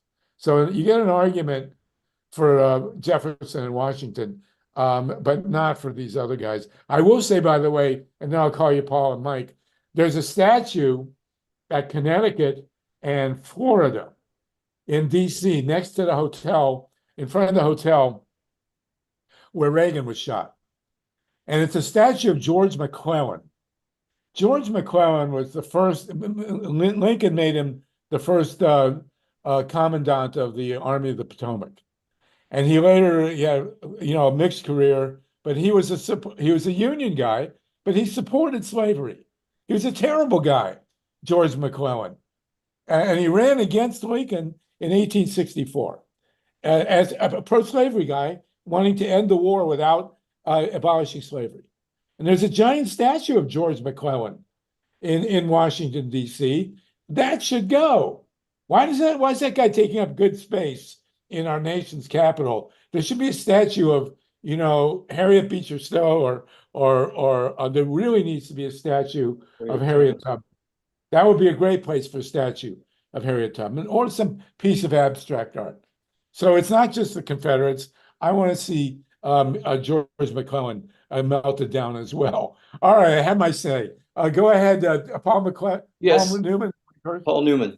Yes, I just want to say that, and this is a small tidbit which won't take long, but I was listening to Dino Badala on Sirius XM on Progressive Radio, and he was talking about a town hall they had in Virginia about a high school that wanted to give the name back to Stonewall Jackson High, Right. And they did it. And there were kids who were going there, and some people spoke up at the town hall, and most of the kids of the school were against it. They wanted to have, they felt that the South, the Confederate flag was horrible and so forth. I mean, just think about it. What if we had Adolph Eichmann High? Hey, I went to Eichmann. Yeah, right. The Eichmann football team, the White Knights, it's crazy. And yet these people want to aggrandize traitors. Yeah, they were traitors. Robert E. Lee was offered the command of the Army of the Potomac by Lincoln. Robert E. Lee was Lincoln's first choice to lead the Union Army. And he could have done it. He turned it down and went to the army of the Confederacy. He had a choice, and he was not that great a general, by the way. Pickett's charge was the dumbest thing any military guy ever did. But there you go. Mike Hirsch and then Tatanka. Yeah, I just wanted to remind you, Sluggo, Paul. that a number of those Confederate statues also went up after Brown versus Board of Education and desegregation of schools. And they also started flying that Confederate flag, the battle flag, all over the place. All of a sudden, this nostalgia for the attack on the United States by the Confederate States, the treason that they committed, they got all nostalgic about it as Eisenhower actually enforced the ruling by the Supreme Court back when we had a Supreme Court that was halfway decent. It seems like a long time ago these days. But you're absolutely right, Sluggo. There's no reason to be aggrandizing these people. And Stephen Spitz, your fellow Wolverine, who has joined us a number of times, led an effort to rename a high school in Virginia that was glorifying one of these Confederate generals. I can't remember which one it was, but they were successful, and I can't remember what they changed the name to. But it's ridiculous I think they renamed the school after Beyonce, as I recall. Maybe they did, but better her than whoever, whatever insurrectionist traitor that it had been named after. Absolutely. And I think that, we, after the war, there was a coup attempt where they killed Lincoln, and they tried to kill the entire cabinet and the vice president. And it was, no, they wanted to keep the vice president and have him take charge. Oh, he was horrible. He was right up there. Andrew Johnson, one of our worst presidents ever. Horrible man. And Lynn Feinerman has asked if we're going to talk about guilty on Trump. Yes, go ahead, please. We'll jump in to Tatanka and Lynn. We're going to segue over. I just wanted to wrap this up. The John Wilkes Booth assassination of Lincoln was part of a larger attempt to wipe out the entire government. And we kind of walked away from holding those people accountable, and we're paying the price to this day. And a lot of the grandchildren or great-grandchildren of the people who participated in the attack against the United States and the Confederacy are supporting Trump now. So take it away. Yes. That's the segue. Absolutely, you're right. And Trump, of course, has been convicted. And Lynn Feinerman, we can jump in. We get to talk about this court case, and the people are trying to take a political view of whether it's going to hurt or help, which is important in the upcoming election. But the bottom line is, this is no ex-president has ever been convicted, and this is a very big deal that he was convicted. 34 counts, for God's sakes. It's phenomenal. Tatanka, go ahead. Then Mila and Lynn Feinerman, you want to jump in? We still have 44 people with us. Yeah, Sluggo, I had an idea. I think it was an MSNBC report. It was just an aside that came up when they were talking about Alito, flying the American flag upside down on both his properties for days after January 6th. And while you're waiting for Oliver Stone to respond to your request or challenge to debate his film, his pro-nuclear film, you might think about inviting Colin Kaepernick back and ask him what he thinks about Alito flying the flag upside down, given, that he was banned from the NFL for simply taking a knee at the national anthem. So I hope you can hear me wherever you are. Oh, there you are. Yeah, I'm here. So what do you think about getting Colin Kaepernick on the show? Yeah, let's get him. Absolutely. I want him. If we got a connection to him, let's get him. Yeah, I got 49er connections. I'll work on it. Well, absolutely. I think they'll probably want to erect a statue in Ann Arbor to Jim Harbaugh. So maybe they should have a statue of Colin Kaepernick right next to him. Okay, man. Myla Reason. Anybody else want to jump in on the Trump thing? Please do. I believe Lynn Feinerman was asking to speak before me. So I'll go after Lynn, if that's okay. Lynn, go ahead, please. I know you were. Thank you, Myla. You were scheduled to testify in the Trump trial, but I think you declined. I was. Right? Let's hear it. Oh boy! I'll tell you who I want to get Stormy Daniels on the call. I think. Yeah. She's really smart. I like her. She's a great American hero. Yeah. Go ahead. Yeah, the next Women Rising Radio I'm fantasizing is going to be called The Furies, and it's going to profile Letitia James, Bonnie Willis, and E. Jean Carroll. Good, go for it. Absolutely. Yeah, that's my fantasy for the next one. But anyway, speaking of women, I've heard so many programs now that just neglect the boiling rage of so many women who are still incredibly furious about the whole Roe v. Wade disaster in the United States, and about the disrespect and manipulation and usurpation of women that he has become a symbol of, really. I'm wondering, what people think in terms of how to mobilize that rage, how to bring it out, how to make it count for votes. And in 2016, everybody was talking about how 53% of white women voted for the rump. I'm sorry, it's no, that's good. I like that. It's not illegal. When I researched it, I found out from certain people who really know statistics that it was 53% of married white women. Oh. There are more single women, way more single white women in the United States than there are married white women. So we were talking about not 53% of white women. We were talking more like 21% of white women. And so, and most people, just they have that in their head and they're programmed. And so they go along with that program.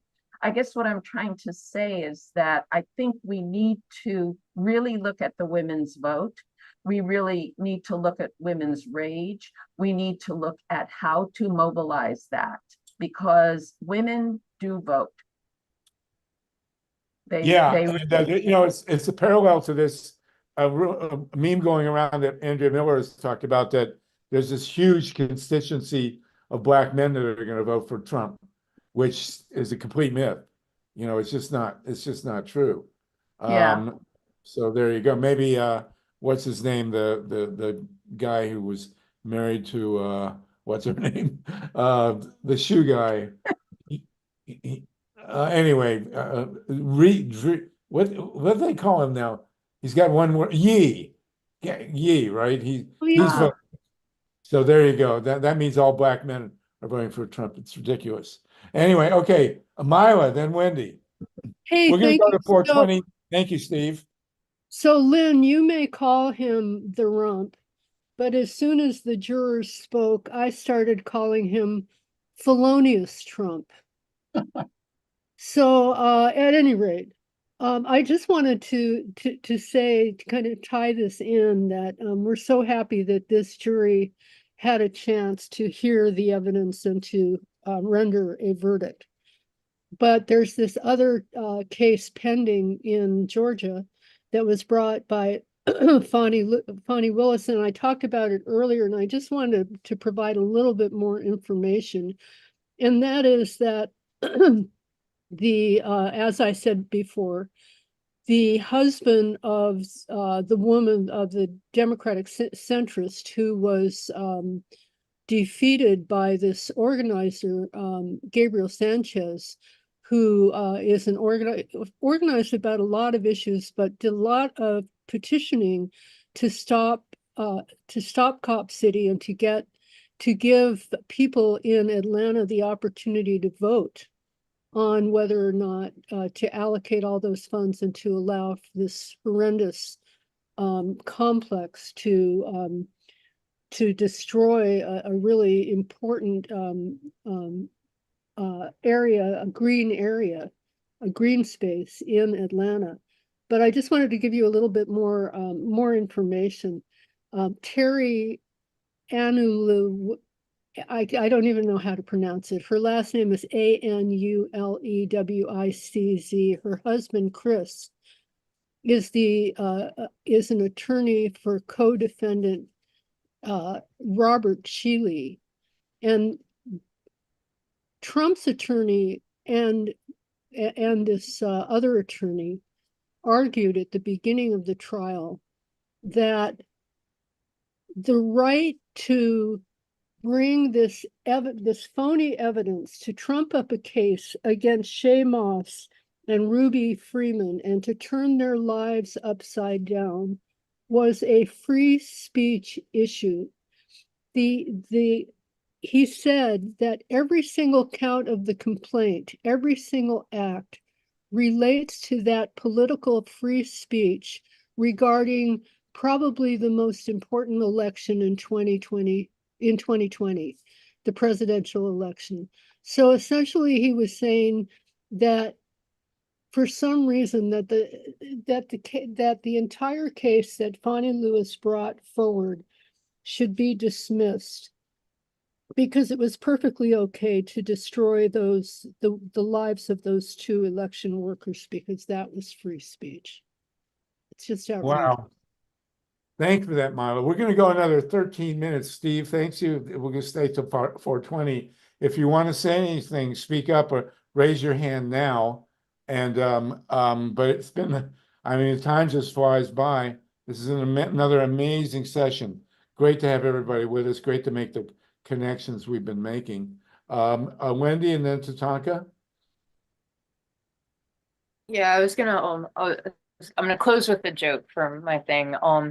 But just to give an update on Cop City, the people's vote that Milo was talking about is still being suppressed. All the appeals, like, and what's really happening is that, like, on the ground, all the local organizers are basically going to war on Andre Dickens, the Democratic mayor, and the entire establishment Democratic Party that are all corporately funded by this Atlanta Police Foundation, which is actually a corporate funded private thing. So just to update on that, like, they still don't have a vote, and they might not get one, and there's 69 more cop cities planned in all but 3 states. I wanted to make a point real quick after Lynn Feinerman just spoke, as eloquent as she always does, and that I'm wearing my mushroom t-shirt for Harvey in case anybody needs to change their mind today. So I just wanted to thank you. I knew you'd like that. So what Lynn was saying about the woman's vote is so true and important, and I really wish more people listen to women more. But I think the ballot amendments, and same thing with the environment and the climate, is going to be a huge thing to galvanize people to get them to the polls. But again, like, change your mind, like, and again, and don't shoot the messenger.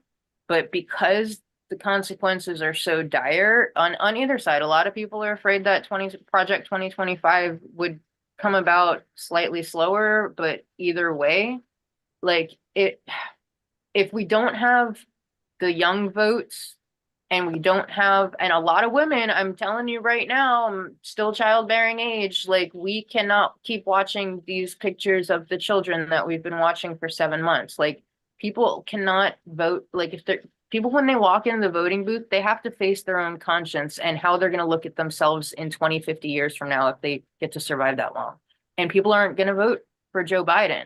They're just, like, not the young ones, not a lot of the women. And this is a reality that needs to be dealt with, because essentially what I just put in the chat, it's if Trump wins, then the DNC is to blame, because the momentum for change is there if we can just pick up on it and galvanize. And the joke I'm gonna leave on is that we're talking about the Confederate statues. Well, if we can't take them down, then maybe we should erect some statues of drag queens right next to them. Okay, thanks. Have a great week. Well, put the drag queens on their horses. That would be perfect, you know. And Ron DeSantis high heels. Exactly. Tatanka, can we defer to Patrick Thompson for a minute? He hasn't spoken yet. And we'll give you the last word, yeah? Yeah, sure. Okay, Patrick, welcome to the calls, and what you got to say? Thanks. I've just been listening, and I do have to chime in because I am a Georgia voter. But we have been working on trying to talk about local elections. We have been trying to down ballot, because we do elect our people that regulate our utilities, as an example. Yeah. So there are people that regulate. There's a crew. They're all Republicans, unfortunately, but they vote for whatever our power company wants, which is also why we're still missing 40% of our state having broadband, because they haven't fixed that either. It's just been, didn't fix it during COVID. So we have a bunch of people that want to make money. I get it. They're in place. We're over 2 years over our election time, because we do have an elected public service commission, but the governor has chosen 2 of those people. There's only 5. they all vote in sync with whatever the utility wants. The big utility here is Southern Company. Southern Company is the worst climate denier, not only among utilities, but also down near the bottom of all the companies that are their size. So it's a big private company, and you never know that from the commercials that they play. We just finished building, and I say we, ratepayers built the next nuclear. I know you guys love nuclear. We just spent nearly 40 million. I'm sorry, 40 billion. 40 billion. On that. And it's the last And one. The Volcker plant is the last one of that generation that will ever be. Nobody else seems to want to build one. The governor wants to build another one. Oh yeah, lots because of he's gotten so much praise from our Department of Energy. And I've talked to the Department of Energy till I'm blue in the face. They have no plan.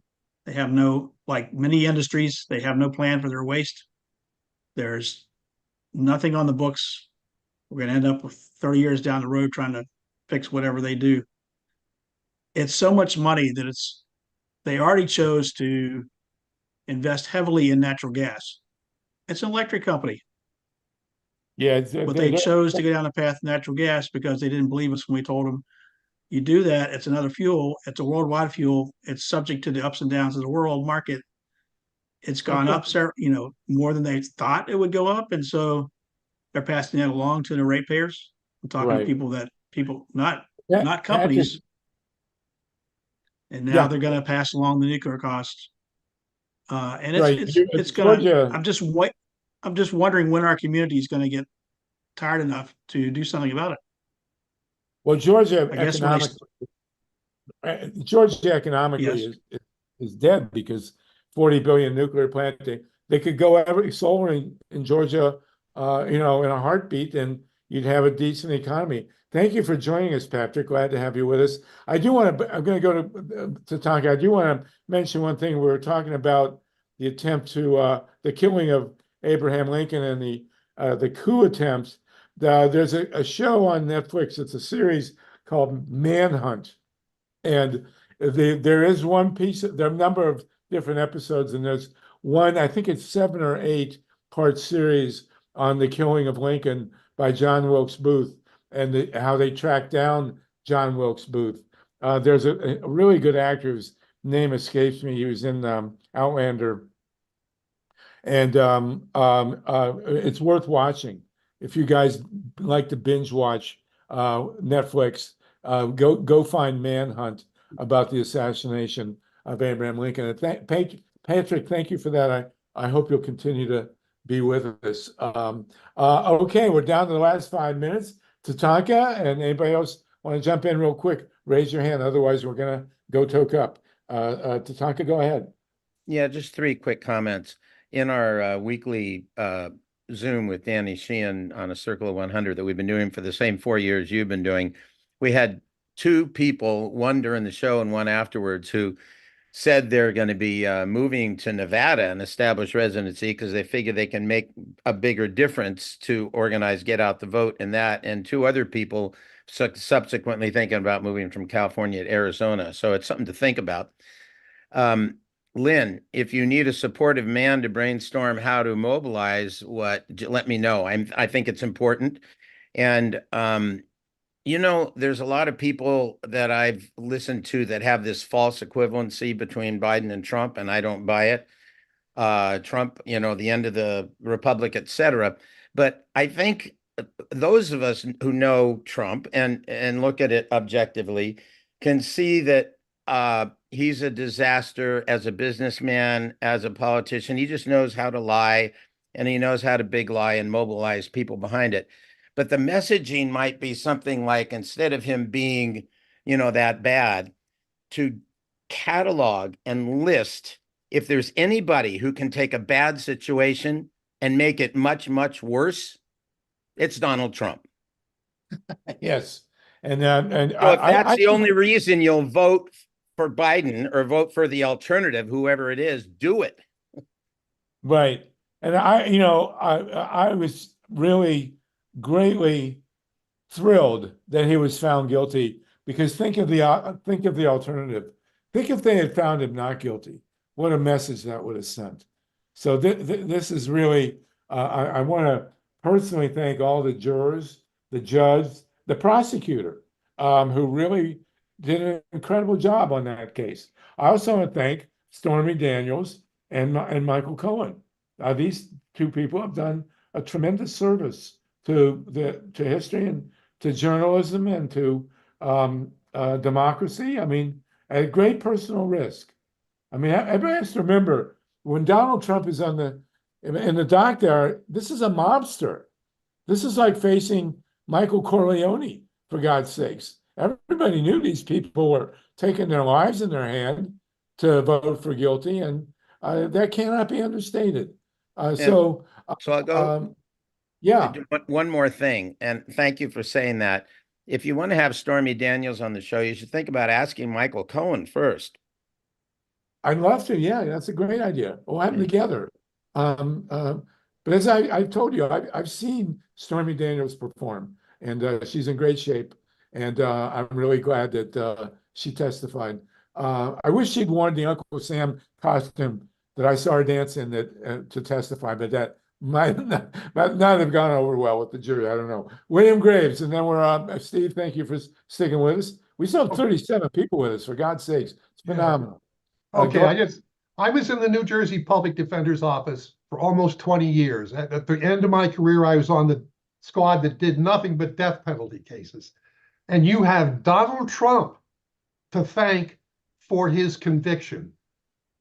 He clearly browbeat his lawyers into taking a terrible, I mean, they did stupid stuff.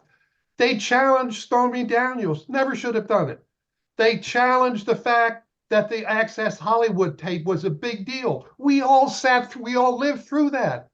We knew that was a lie.